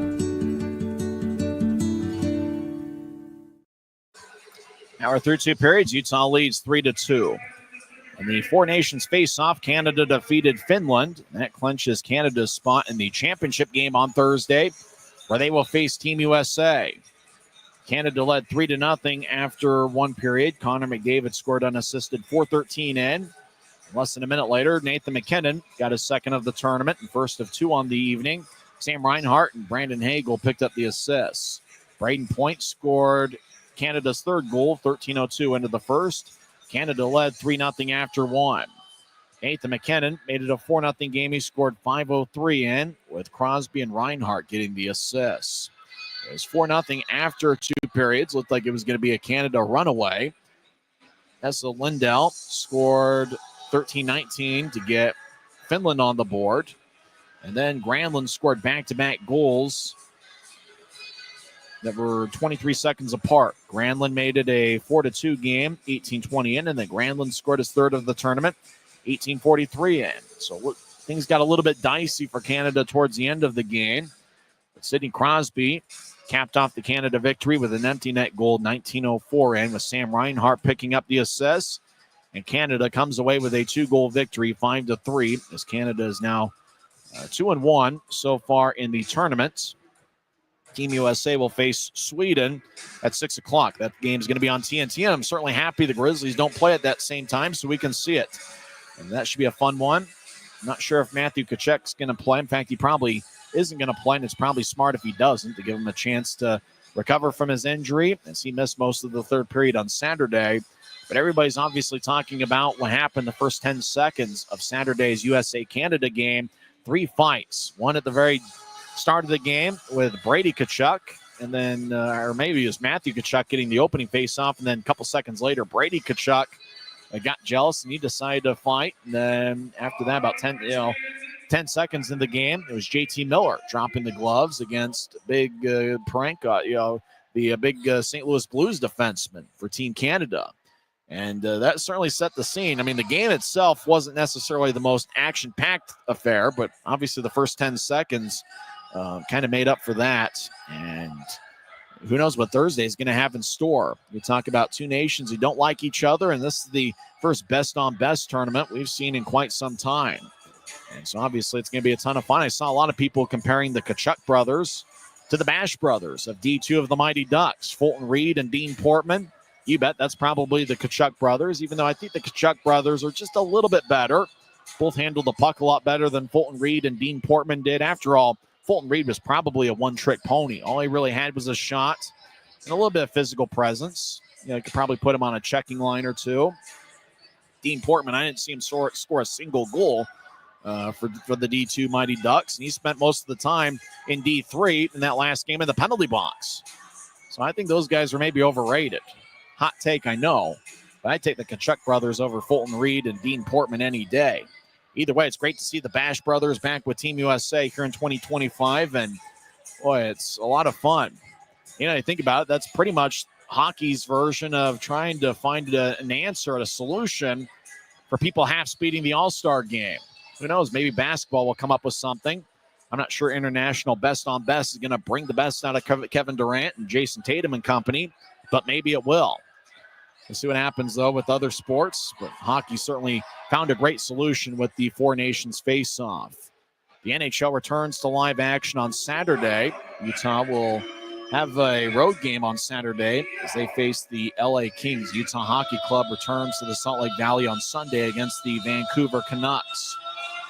Grizzlies play at 3 o'clock, and then the second half of the Utah Pro Hockey doubleheader will be at 6, with Utah taking on the Vancouver Canucks. I'm going to try to petition to see if we can push that Utah Hockey Club game back an hour or two, so maybe I can attend both games, attend a pro hockey doubleheader here in the state of Utah. That would be a ton of fun. Well, both teams are headed onto the ice, and when we come back in 1 minute, we will have third period action. You've been tuned in to the Utah Grizzlies Hockey Network. When you pay with the Nitro card at Maverik, you always save 10 cents or more on fuel every gallon, every day. And you could save a whole lot more thanks to Nitro Best Price. Pick up a Nitro card and upgrade your Adventure Club account. Thanks to Les Schwab Tires, I'm a confident backseat driver, but Mom's a little stressed about spending. Remember, breathe in. Now watch your speed and breathe out. Good. Even though we're watching our wallets, Les Schwab is still watching out for our safety. So it's right here. Help keep drivers and backseat drivers safe with Les Schwab Tires. Well, the Grizzlies have played a ton of close games, and we got another nail-biter here. 7 of the last 10 games have been decided by 1 goal, and for the Grizzlies, 6 of their last 10 have been decided past regulation. Idaho's played a ton of close games as well as of late. It looks like we got another good one. Well, if you have any beef, you got to settle it right here and now, as after all, this is the 9th and final meeting of the regular season between the clubs. We will skate 5-on-5 to start the third period. McMessner's out there with Masher Donato and Shea. The defensive pairing is going to be Cooper Jones and Derek Dashke. For Idaho, it looks to be the same 5 that started the game. A.J. White with Matthew Semenov and Connor McEachern. And watch out for Semenov. He's really been impressive. The 21-year-old's got a bright future. Zins and Register are the defensive pairing. David Lilly, the referees at center ice. He lectures Masher Donato and McEachern. Masher Donato putting a stick in front of McEachern's. 20 minutes to put on the Maverik Center scoreboard clock. Lilly drops the puck, and we're underway. Idaho wins the draw. Zins will get it to Semenov. He will whip it around the boards. Puck takes a rough ride and bounces like a basketball towards the left point. Register fires towards the net. It goes wide.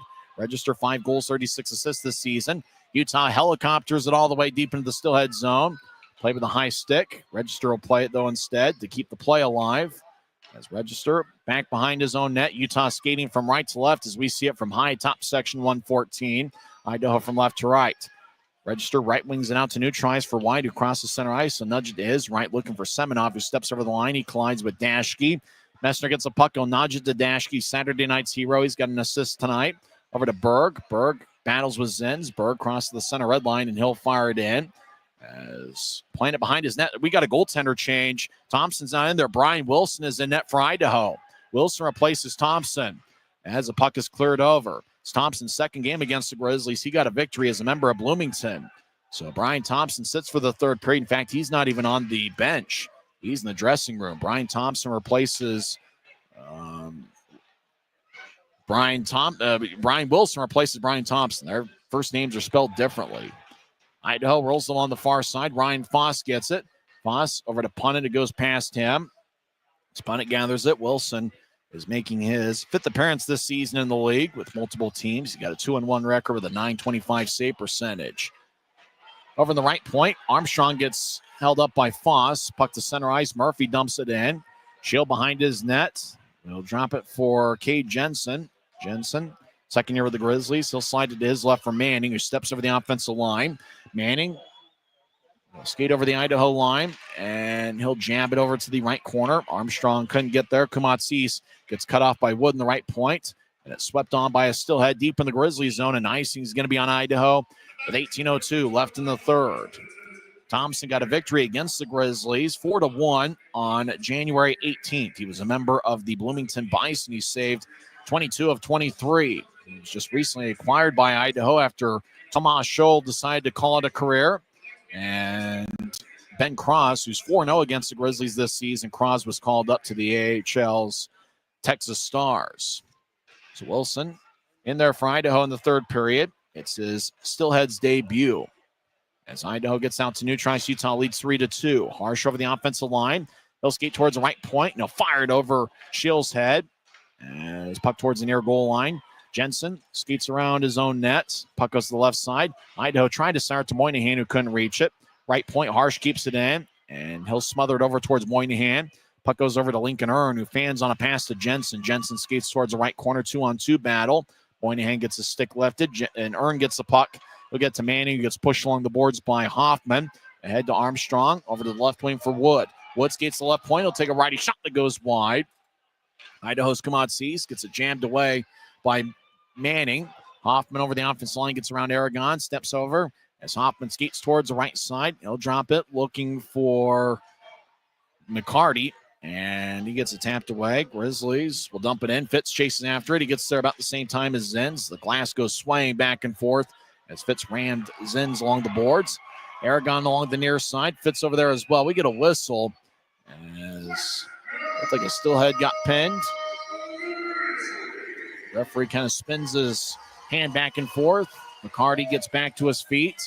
16:52 is left in the third. Draws going to be in the Steelhead zone. Wilson was claimed off waivers by Idaho on February 5th.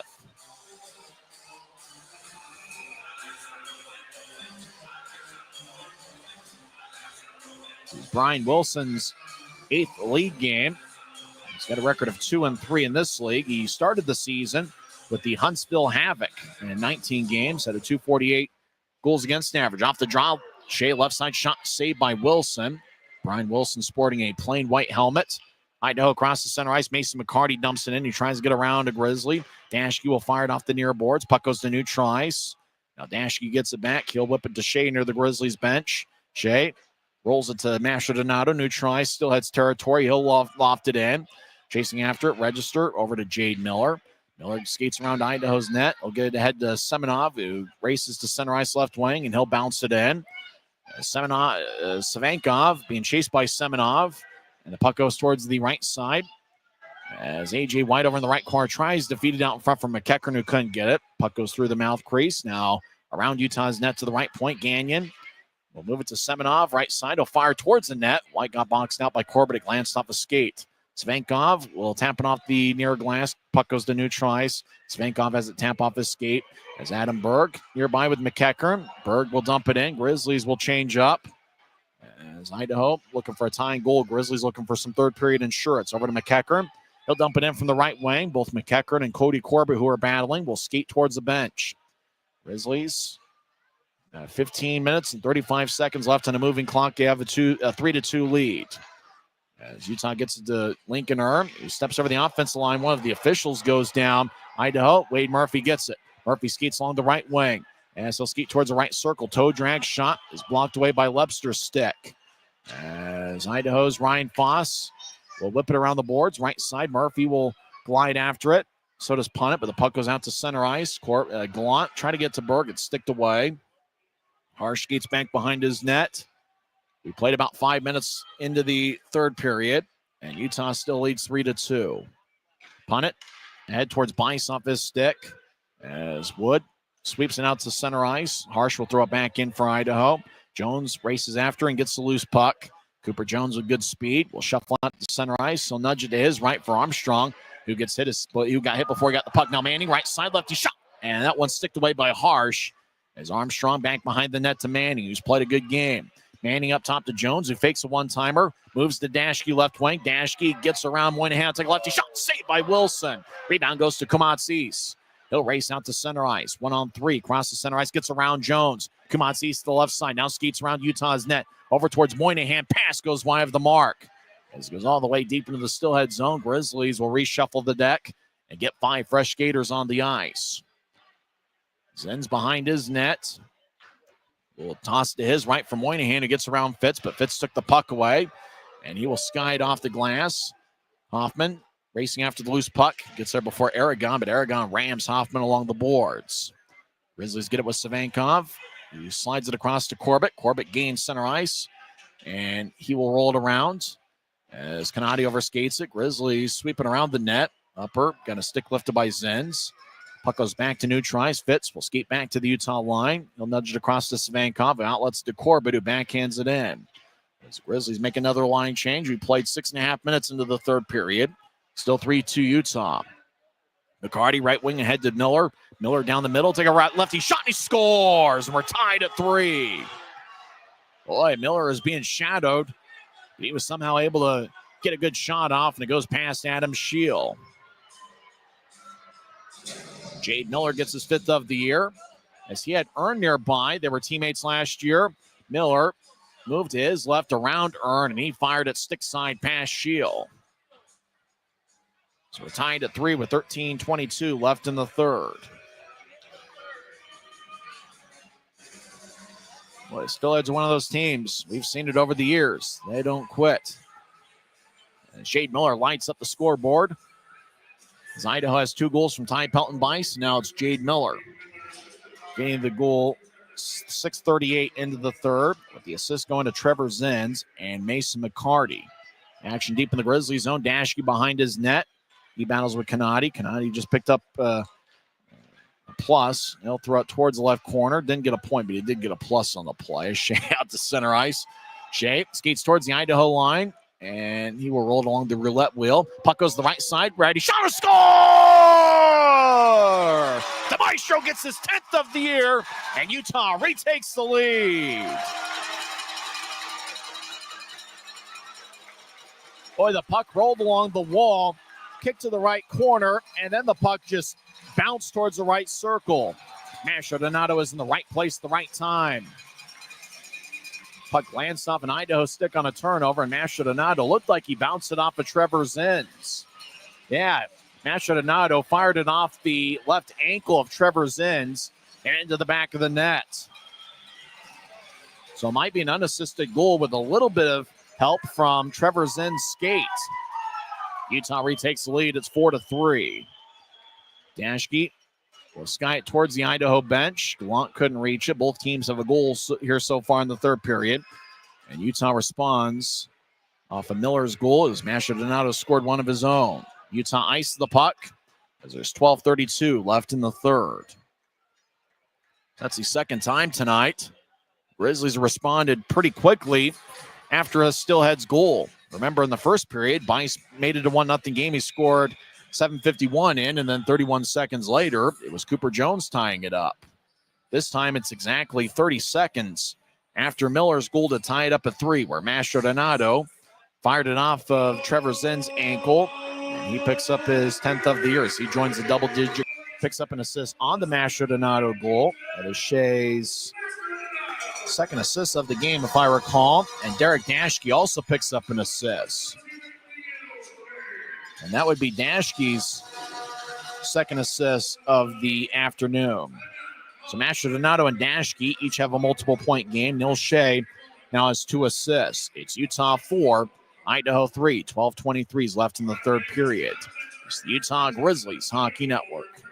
From commercial to recreational truck accessories, Mountain Land Truck Outfitters has got what you need. Flatbeds, spray and bed liners, lifts and leveling kits, wheels and tires. Mountain Land Truck Outfitters proudly uses a brand you know and trust. And with our experienced, knowledgeable, and friendly staff, your visit here will be informative and enjoyable. Stop into our convenient location in Provo at 265 South 100 West or call 801-225-4637 to get a quote for your fleet or individual truck. Mountain Every new day is a chance to be kinder to your body and your mind.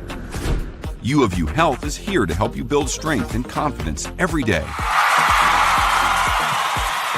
Let us help you be a better you. U of U Health, official health partner for the Utah Jazz, Utah Hockey Club, Utes Athletics, and the Utah Grizzlies. Take the first step today at uofuhealth.org. It's the Grizzlies 4 and the Steelheads 3. There's 12:23 left in the third period. Keaton Mastrodonato and Derek Dashke each have 1 goal and 1 assist. They are now tied for the club lead with 11 multiple-point games each. It's back-to-back multiple-point games for each. Corbett delivers a big hit on McEachern. Grizzlies cross center ice, skating from right to left. Gallant over the line, trying to get to Corbett. It's sticked away. Corbett skates towards a high slot, gets in the right circle, take a backhand shot. Saved by Wilson. They replace Thompson at the start of the third period. Thompson's back on the bench. He was actually in the locker room to start the third period. Lepster up top to Corbett. It goes past him. A.J. White racing after it. White closes the gap. He gets the puck in the right circle. White gets double teamed. Puck goes in front of the crease. Idaho skates in. Shot. And that's sticked away. Wade Murphy had a good look to tie it up. High slot. Punt it. Fires towards the net. And a kick saved by Shields. He extended his left pad out. Berg will throw it looking for Lepster, who couldn't reach it. Harsh will nudge it out to center ice. White couldn't accept it. Grizzlies get it with Cooper Jones. Grizzlies in the middle of a line change. Idaho thought Utah had 6. So Armstrong gets hit by Harsh at center ice. Still had zipping out to Foss, who gets the Bice on hat trick watch. He'll drop it for Murphy. Left side. Righty shot is sticked away as Bice put both hands near his face like, we had one. 11:16 left in the third. Still 4-3 Utah.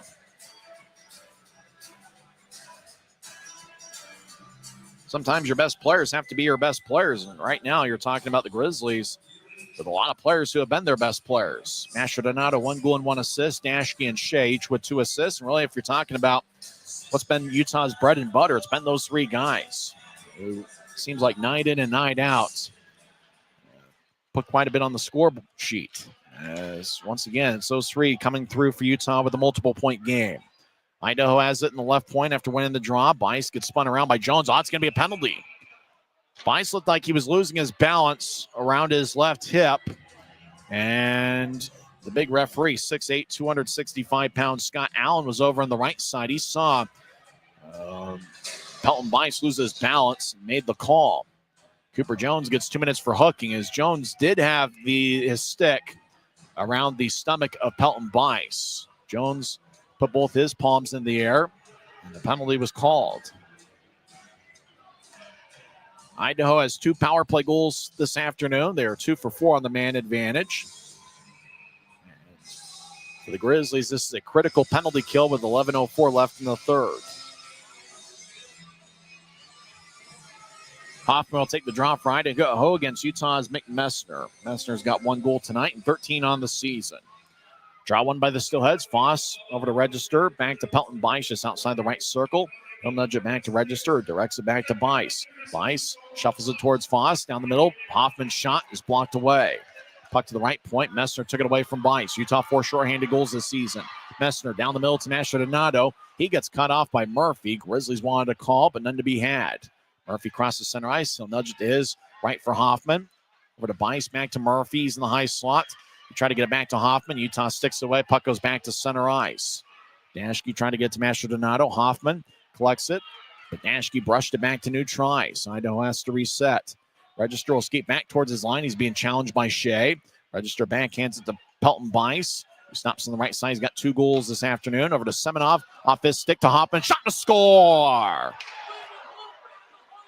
And Brendan Hoffman is fired up as he gets his 19th of the year. It's a power play goal. It's a 3rd power play goal by the Steelheads this afternoon. And we're tied at 4. Boy, Semenov had a glance off his stick and off the Utah stick. Hoffman got the puck and just spun around and helicoptered it past Shield. So the Steelheads lined up the scoreboard with 10-13 left in the 3rd. The Grizzlies are getting it done 5-on-5, and for the Steelheads, it's been the power play that's kept them in the game.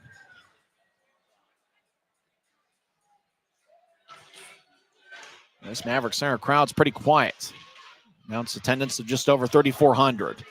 Idaho wins the draw. McEachern gets pushed along the boards at neutral ice by Berg as Utah back with Cody Corbett, and he will sky it out to center ice. Puck bounces at the Idaho line. Harsh will backhand it ahead. And dumping it in is A.J. White. Corbett around the boards towards Berg as Harsh glides. Berg gets around Harsh. Berg over the line left side, gets it down the middle to go on back towards Berg. It's wide of the mark. Berg gets it off the left wing corner. Berg goes down on the right side. He loses his stick as he gets back to his feet as Idaho clears it out. Actually, it was Harsh that lost his stick. Puck run down by Cooper Jones, who zips a hot pass towards his left for Lebster, who couldn't reach it. And icing is on Utah with 9:24 left in the 3rd. But with Idaho coming back, tying it up, that means the goaltender of record for the Steelheads right now is Brian Wilson. He will get either the win or the loss, depending on what happens here the rest of this game. So Brian Thompson is let off the hook, if you will, the game after fishing night, where Utah picked up a 6-5 overtime win. Last regular season meeting between the Grizzlies and Steelheads. Feels like a little bit of a farewell. It's going to be odd not seeing them for the last 23 games of the year. Off the draw, puck pinballs off Canati's stick and on to Schill, who covers up. 9:19 left in the 3rd. So on the Hoffman goal, the assists go to Pelton Bice and Matthew Semenov. So for Bice, he now has 2 goals and 1 assist. He's played an outstanding game. So draws give me the left circle. It's anybody's contest, tied at 4. If the Grizzlies get a victory, they even up the regular season series. Utah's 3-4-1 against Idaho this year. Miller will take the dry. He scored Idaho's 3rd goal of the afternoon, but the faceoff's won by Utah. Armstrong gets around center ice. He'll dump it in. Armstrong will sprint out after it. McCarty will bounce it up Armstrong. Armstrong loses his stick. We get a whistle. I think it's going to be a penalty on Idaho. Slashing is going to be the call as Armstrong had lost his stick. And Ryan Gagnon, the University of Calgary product, former Allen American, gets 2 minutes for slashing with 9:08 left in the 3rd. So it's going to be a Utah power play as Armstrong lost his stick. And yeah, once again, Gagnon just chopped at it, took Armstrong's stick away from him. He didn't even argue it. He knew what he did. He was just hoping he didn't get caught.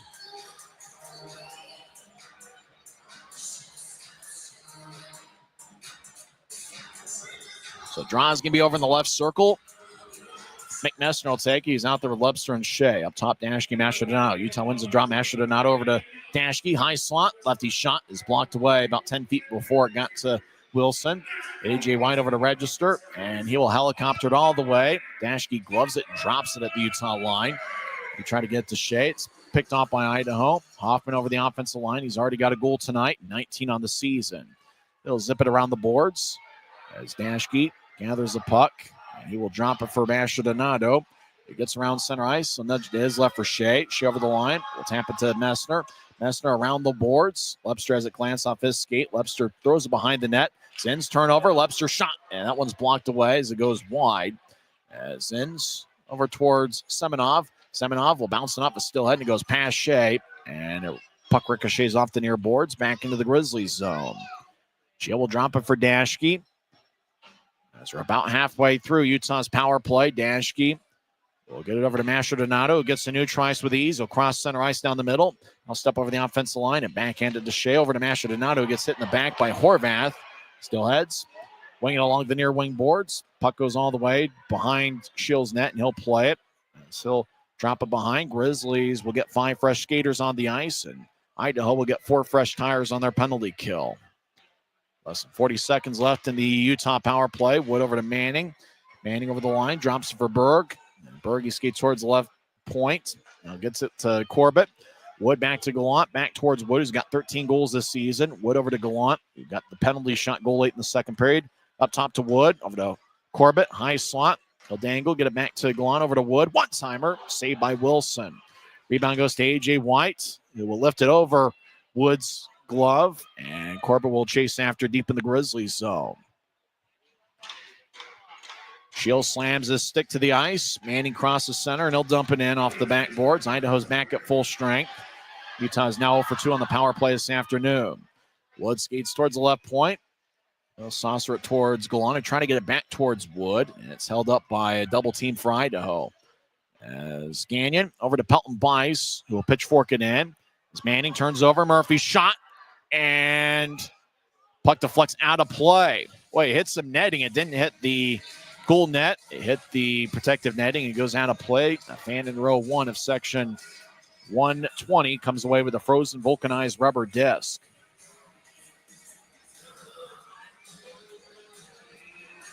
So Draws give me the right circle.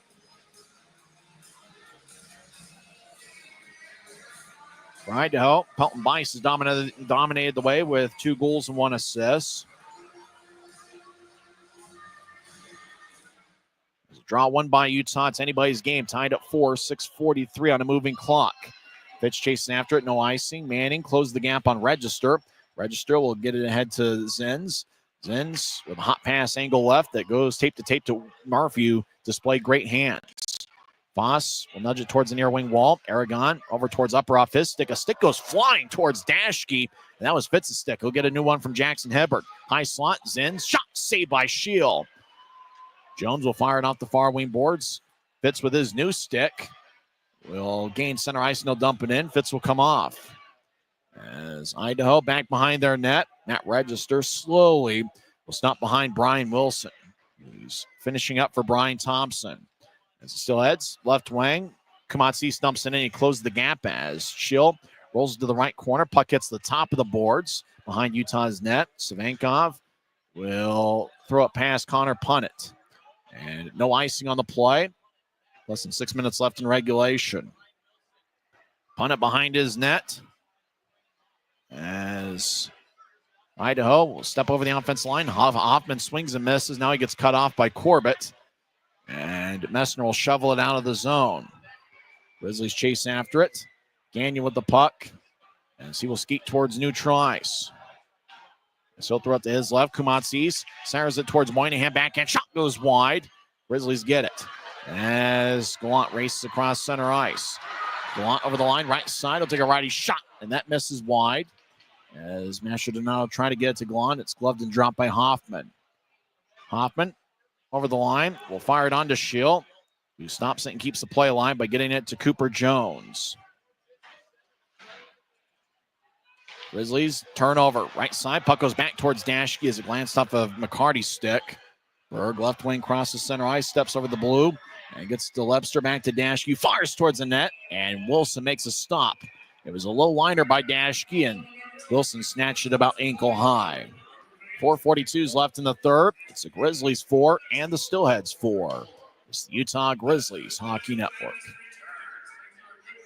When you buy tires at Les Schwab, you're getting more than just tires. You're getting America's best tire warranty, 60-day satisfaction guarantee, no hassle road hazard protection, and free maintenance for the life of your tires. So if something happens to your tire on the road, we'll fix it, or we'll replace it, no questions asked. Other places make you pay extra for that kind of protection. But at Les Schwab, it's included with every set of tires, because more warranty means less worry, and nobody stands by their tires like Les Schwab. Get more from Les. Since 1939, America First has helped people start businesses, buy homes and cars, and achieve their financial goals. Today, our top priority is still the financial success of you and your family, which is why we're giving new members $100 when they sign up for a basic savings and checking account, and another $100 when they upgrade to premium checking and enroll in and use direct deposit. So head to americafirst.com today and join the credit union that always puts its members first.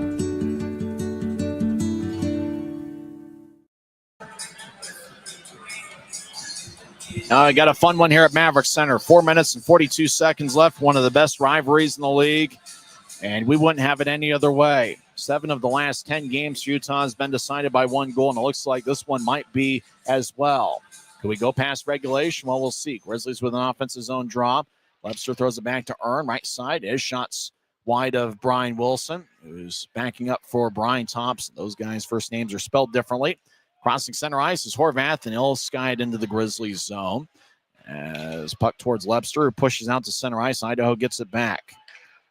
As Idaho skates in, McCarty drops it off. Now back to McCarty. Far goal line, trying to find a cutting Kanadi, and it's sticked away by Utah. Webster gets around to Steelhead. We'll get it to Berg. Berg, like a bolt of lightning, skates into the offensive zone. Skates towards the left corner, gets hit by Horvath. Berg trying to shield Horvath from the puck. As Berg now gets hit by Harsh. Kanadi over there as well. Kanadi will stick it towards the right corner as A.J. White gets there about the same time as Manning. As Messner trying to hold his ground as he gets cut off. Berg loses it with Horvath, and Idaho will sky it into the Grizzlies zone. Puck drops. Cooper Jones will saucer one. Angle left looking for Luke Manning. Pass goes wide of the mark, and icing is on Utah as there's 3 minutes and 41 seconds left in regulation. There could be regulation and then some. You know, we've seen overtime quite a bit as of late, and I know Idaho has as well. These are the type of games that you're going to remember years from now. Games against teams like Idaho, and that we talked about during the pregame show. Those rivalry games are part of what make it fun. It's been a great rivalry over many years. Utah wins the draw. Dashke over to Armstrong in the left wing. Armstrong will race across center ice. He's being chased by McEachern. Armstrong over the line, and he gets tapped by Zins. Armstrong keeps his feet. Zins with the puck. They'll get towards Semenov. Hot pass out to center ice. Goes tape to tape to White. White back to Semenov, right wing. Semenov fires towards the net, and it's kicked away by Shield. As Manning gets pushed along the boards, Armstrong falls down. Puck goes to Luke Manning.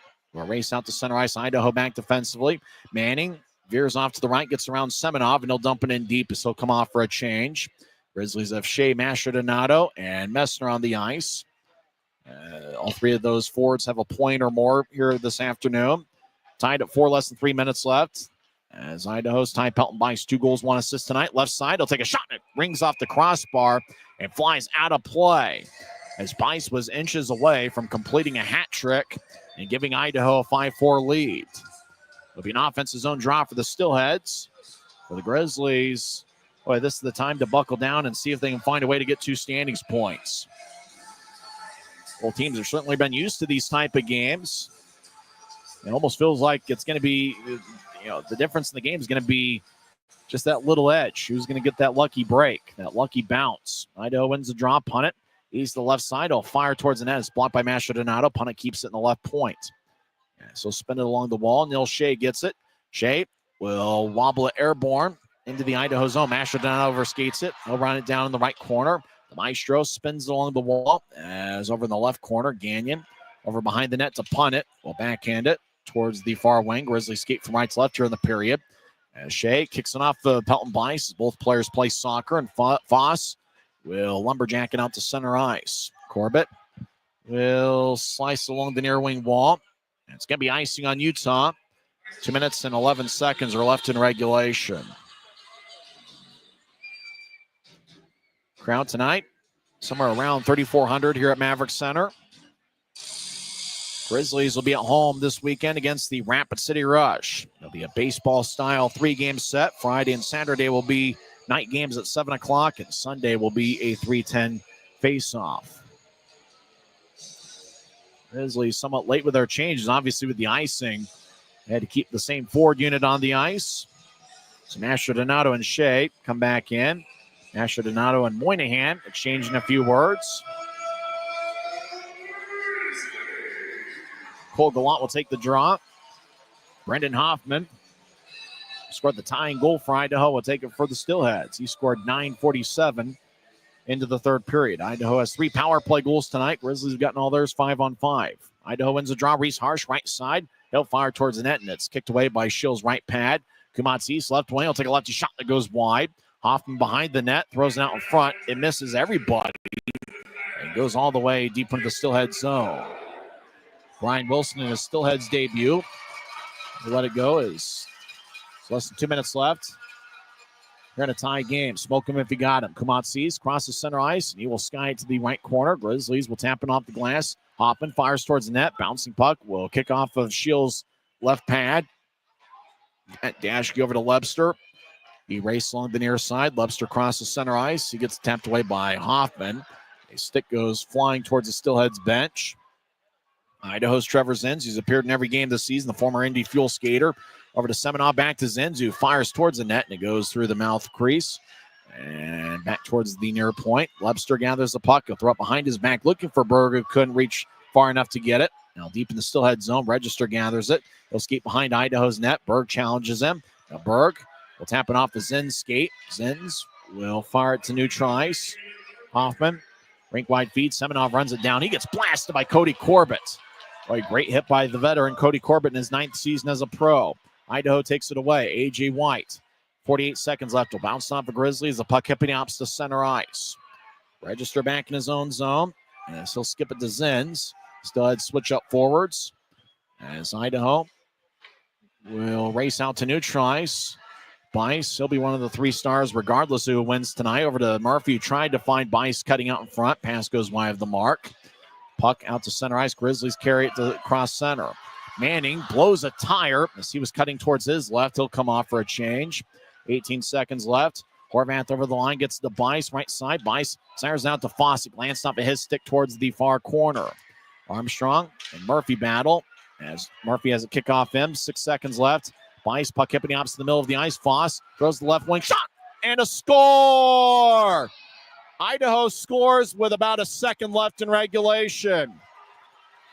They're going to have to reset the time. Reese Harsh fired to the net from the left wing.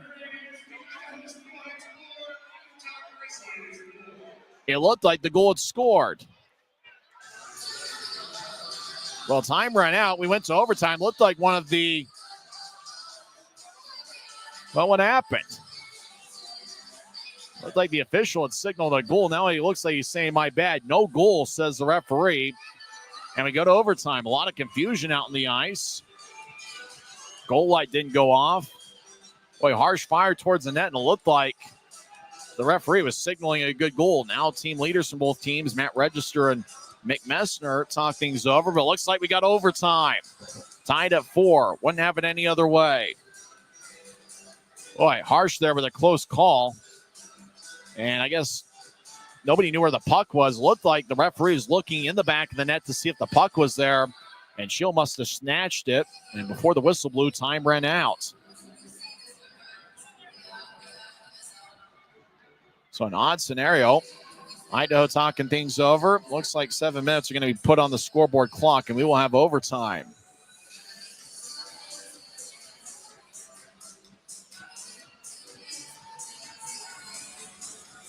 Looks like they might go to the videotape just to figure it out. I guess we're just going to have overtime. Why not? 7 minutes, extra session. Now 7 of Utah's last 11 games have gone past regulation. So both teams get a standing point. As Mark Larson, the PA announcer, goes over the overtime rules.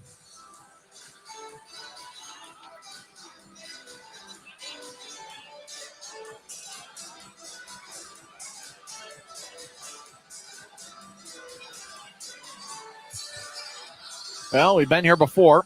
Well, if you just joined us late, Idaho got on the board first. Ty Pelton by 7:51 in with Register, and Murphy gained the assist. We know the final score is going to be 5-4. Just a matter who's going to get that game winner in overtime. Grizzlies have had some success here in overtime as of late. And after all, Derek Dashke was Saturday night's hero. Grizzlies actually won overtime games in each of their last 3 Saturdays.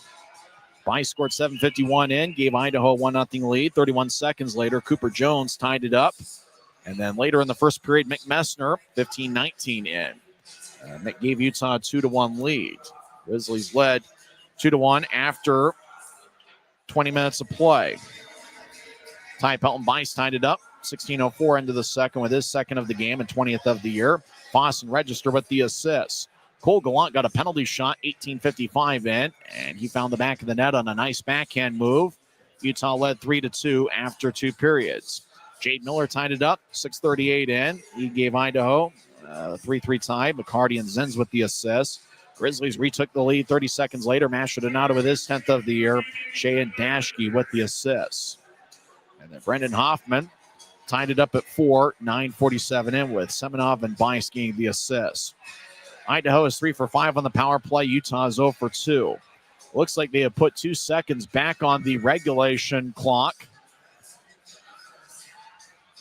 A lot of strategy going on for Messner. You just want to get this face-off cleanly and force overtime. If Idaho wins it cleanly, they might have time to fire one towards the net. Looks like Hoffman's going to take the draw for Idaho. So 2 seconds are left in regulation.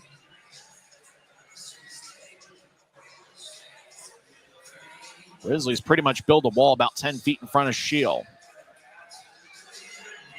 Draws over in the left circle. It's one cleanly. Idaho fires towards the net. Shield makes the save.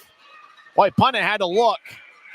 He was over in the high slot, maybe a little bit to the left of that. He was able to fire a shot. Shield was able to spot it and make the stop.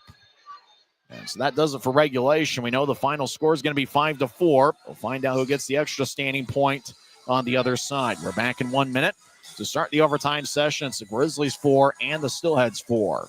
It's the Utah Grizzlies Hockey Network.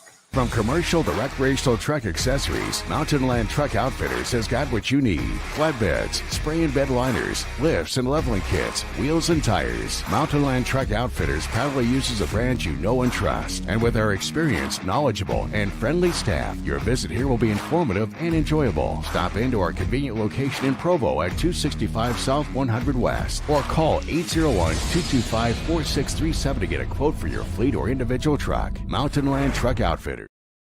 Well, hopefully you're having a good time. Another nail biter. What do you know? 3 games here in this series decided by 1 goal. Idaho won 3-2 on Friday night. Grizzlies responded on fishing night on Saturday with a 6-5 victory. And after both teams had yesterday off, one having it another way. We're tied at 4 heading into overtime. Ty Pelton Bice has 2 goals and 1 assist to lead the Steelheads attack. For the Grizzlies, Mastrodonato has 1 goal and 1 assist. Dashke and Shea each have 2 assists. Dashke's a +2 for the Grizzlies tonight. Well, you wonder if Derek Dashke is going to favor once again in the overtime session. Neil Shea does have 2 overtime game winners this year. For Idaho, you're probably looking at some of their big guns, but they are without Hank Crone today. Obviously, Pelton Bice has been a superstar this evening. Wade Murphy's somebody to watch out for. When you got a guy like Matt Register, he can certainly quarterback any unit. Looks like A.J. White's, I wouldn't say he's been a face-off specialist. He's certainly seen regular shifts, but when you got the big face-offs, you know that A.J. White's going to be out there. For the Grizzlies, Mick Messner has taken a lot of the key face-offs. In fact, multiple times Messner has taken the face-off to start overtime, and he's won those. Messner won a few key face-offs in overtime on Saturday night, and he's out there with Shea and Dashke. We'd mentioned White taking a lot of key face-offs, but it's going to be Jade Miller. If White doesn't take the big face-offs, it's usually Jade Miller. And Miller will take it for Idaho. He's out there with White and Register. As Messner will take the draw with Shea and Dashke. Idaho wins the draw, and Miller will immediately come off. He is a face-off specialist as he comes off the ice. He's replaced by Semenov. Out the center ice, Semenov gets the puck. He'll skate to his right. Semenov over to the right circle. Centers it towards White. It's glanced away by Messner. Messner along the far boards over to Dashke. 2-on-1. Dashke over the offensive line. Back check by Semenov. Dashke to the left side. He'll take a lefty shot and goes wide. Dashke crashed along the boards as he collided with Semenov. As Register and Shea battle in the near corner, Register comes out with a puck. He'll get it to White. Over to Semenov, right wing. Semenov over the offensive line. Skates towards the circle. Take a righty shot. Saved by Shield. Rebound to White, but he wasn't in a position to get a shot off. Register gets around Messner, but lost the puck. Dashke over to Messner. Ahead to Shea in the left wing. Shea over the offensive line. Grizzlies switch up behind him. Shea with a shot saved by Wilson. Shea will come off as the shot was taken from the left circle. Grizzlies skate from left to right here in overtime. Idaho from right to left. Register behind his net. So fake it to Harsh. Now Register will get it to Harsh. Utah 2 power plays in overtime on Monday night. Reese Harsh will skate down the middle of the ice. He gets to neutralize. Across the center red. Steps over the offensive blue. Veers off to the right circle. Stops, reverses his field. As now Harsh stops on the right side. Gets it over to Pelton Bice. He's got 2 goals, 1 assist tonight. Bice stands around. He's in the right circle. Over to Foss. He's in the high slot. He'll pivot and skate towards the right point. Foss will drop it for Bice. Bice over to Harsh. He skates towards the right circle. Harsh will stop in the right corner. Almost blew a tire. Regains his balance. Gets it to Foss at the far goal line. Harsh comes off. He's replaced by Horvath. As Foss behind the net. Over to Bice. He gets pinned by Corbett. Taking the puck is Lepster. He'll slide it to Mastrodonado. He's hanging out in the near point of the Grizzlies zone. Now he'll swagger out to center ice. Now Mastrodonado will skate back into the Grizzlies zone. The Grizzlies switch up around him. Mastrodonado throws to the far side for Jones. Back to the Maestro. He'll skate to neutralize with speed. Now he steps over the offensive line. And he'll drop it for Manning. Manning over to the right side. Dances around. He's over on the right side. He spins back and forth. Now Manning hanging out on the right side. He's had a good game. He'll feed it to Mastrodonado on the right side. The Maestro over towards Manning. He dances around over in the left point. Now Manning skates towards the high slot. Manning over to Jones. Jones just outside the left circle. Grizzlies patient with their approach. Jones now in the high slot. Will drop it for Manning, but the puck exits the zone. Jones got blasted by Hoffman. Jones will come off. He's being replaced by Dashke. Gallant gets it. He had the penalty shot late in the second period. Gallant races over the offensive line, gets the Dashke over to Manning. Right side, he'll take a lefty shot that goes wide as he missed the net glove side on Wilson. Dashke will saucer it all the way back towards Shield. Shield outlets it to Gallant. Grizzlies switch up a couple skaters. Gallant will move it to his left for Messner. Messner over the offensive line. Sprints towards the left circle. Now he stops. And now he'll glide towards the high slot. Now he'll drop it for Gallant. Gallant high slot. Skates towards the left circle. Back towards Messner. Skate in. Lefty shot and hits the side of the net. As Idaho comes back the other way. They got a 2-on-1. McEachern, left wing over the offensive line. He'll skate towards the circle, take a lefty shot. It's a rebound shot of Dashke sticking into the back of the net. Idaho scores on an own goal off a Dashke stick. McEachern's going to get credited for it, and Idaho gets a 5-4 victory. Boy, McEachern bouncing off a shield, and Dashke threw it in the back of his own net. So the final score will be Idaho 5, Utah 4. Connor McEachern was the last Steelhead to touch it, and he will get credited for the goal, which is his team leading 20th of the year. Actually, McEachern's now tied with Ty Pelton Bice for the club lead. Now the Grizzlies picked up a standing point.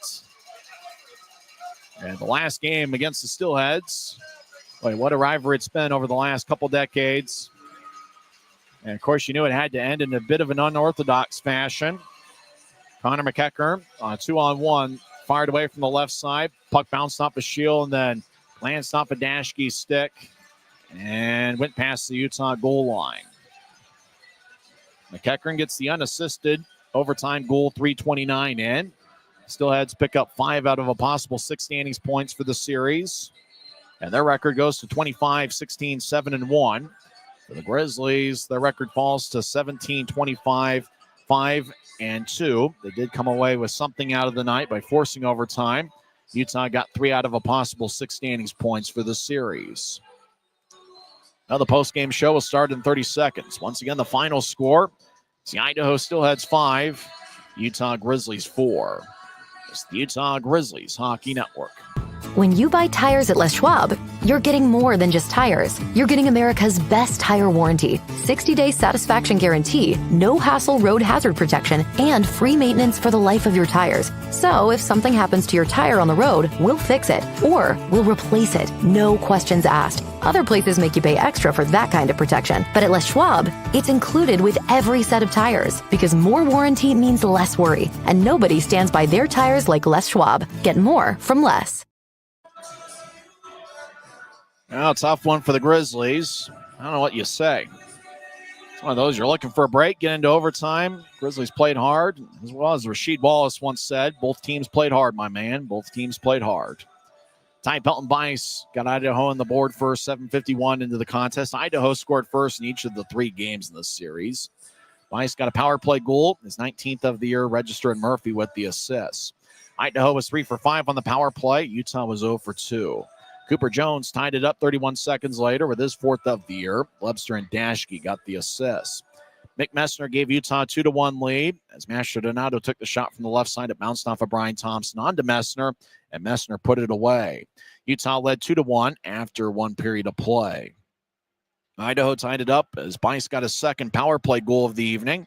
Foss and Register got the assists. And then Utah got a penalty shot with 1:05 left in the 2nd period. Gallant scored on a nice backhand move as he picked up his 3rd of the year. Utah led 3-2 after 2 periods. Jade Miller tied it up. 6:38 into the 3rd. McCarty and Zins got the assists. 30 seconds later, the Grizzlies responded. Mastrodonato with his 10th of the year. Shea and Dashke got the assists. That gave Utah a 4-3 lead, but then Idaho got a power play a couple minutes later, and Hoffman picked up his 19th of the year with Semenov and Pelton-Bice getting the assists. Nobody scored for the rest of regulation. We went to overtime, and in the extra session, both teams had 2 shots. Idaho came in on a 2-on-1, and McEachern called his own number. It bounced off of Shield. Dashke was in the crease. Puck just ricocheted off of Shield's pad onto Dashke's stick, and then the momentum off the puck off Dashke's stick just went right into the back of the net. So a heartbreaking way for the Grizzlies to lose. And it's just, usually when Utah plays Idaho, you expect a plot twist or two, and we certainly had our fair share once again this afternoon. So it's the 9th and final meeting all time. That's certainly been one of the league's best rivalries over the last couple decades. For the Grizzlies celebrating their 30th year of existence here in the Salt Lake Valley. It's one of those where they've had some great moments, but also had some trying times. Well, Grizzlies played well. They played hard. It just, sometimes as we mentioned late in regulation, sometimes it just comes down to getting a lucky bounce, a lucky break. And Idaho got that there in overtime as they come away with a 5-4 victory. 3 stars of the game. 3rd star is Brandon Hoffman. Hoffman picked up his 19th goal of the year, 9:47 into the 3rd to tie it up. 2nd star is Connor McEachern, who scored the game winner. McEachern had 1 goal and 2 shots. Number 1 star, Ty Pelton-Bice, who had 2 power play goals. He also had an assist. He had 4 shots. Well, the Grizzlies had their way 5-on-5, but it was the power play goals for Idaho that kept him in the game. Getting the victory is Brian Wilson in his Steelheads debut. Thompson played the first 2 periods. He saved 13 of 16. He was replaced by Wilson, who saved 8 of 9. And he comes away with the victory. As overall this season, he is now 3-1. Wilson was making his Steelheads debut this afternoon. Adam Schill with a tough luck loss. His record falls to 5-11-2. With the AHL's Colorado Eagles this season, Schill is 8-1-1. Time of game was 2 hours and 32 minutes. Believe it or not, it's the fastest game of this series. Attendance was 3,441 here on this President's Day. It's the tradition, as Grizzlies have played a game on this particular Monday for as long as I can remember. Idaho outshot Utah 32-25, but the Grizzlies did get their fair share of good scoring chances. 14 of them through regulation. Idaho had 13 through regulation. So the Grizzlies, they got 3 more home games this weekend. They got the Rapid City Rush in town. It's a baseball-style 3-game set. It's Grizzlies Fight Cancer Weekend presented by Mountain Land Supply Company. Friday and Saturday night will be at 7 o'clock, and Sunday afternoon will be at 3:10. Your tickets at UtahGrizzlies.com. Well, that'll wrap things up. We're hanging out here in the Salt Lake Valley, and we're just pursuing our dream. That's to someday, some way, find a way to get to the National Hockey League. Well, the Grizzlies played well. They had a couple good bounces on their own, as Cooper Jones had 1 glance off his ankle for Utah's first goal. Grizzlies also got some good bounces off of Brian Thompson, as Mick Messner made it a 2-1 game. Grizzlies led after one period. They also had a lead after two, but just wasn't enough as Idaho. You know you're going to get a good effort from them every night, and you know that they don't beat themselves. And Idaho hung in there. Game went past regulation. Steelheads got a lucky bounce off of Derek Dashke's stick. Steelheads come away with a 5-4 overtime victory. See what happens on Friday. Grizzlies are facing a hot Rapid City club who's 6-0-1 over their last 7 games. We'll talk on Friday, 6:50 pregame show, 7:10 face-off. Get your tickets, UtahGrizzlies.com. I'm Tyson Whiting, and it is what it is. You've been listening to the Utah Grizzlies Hockey Network. Good night, everybody.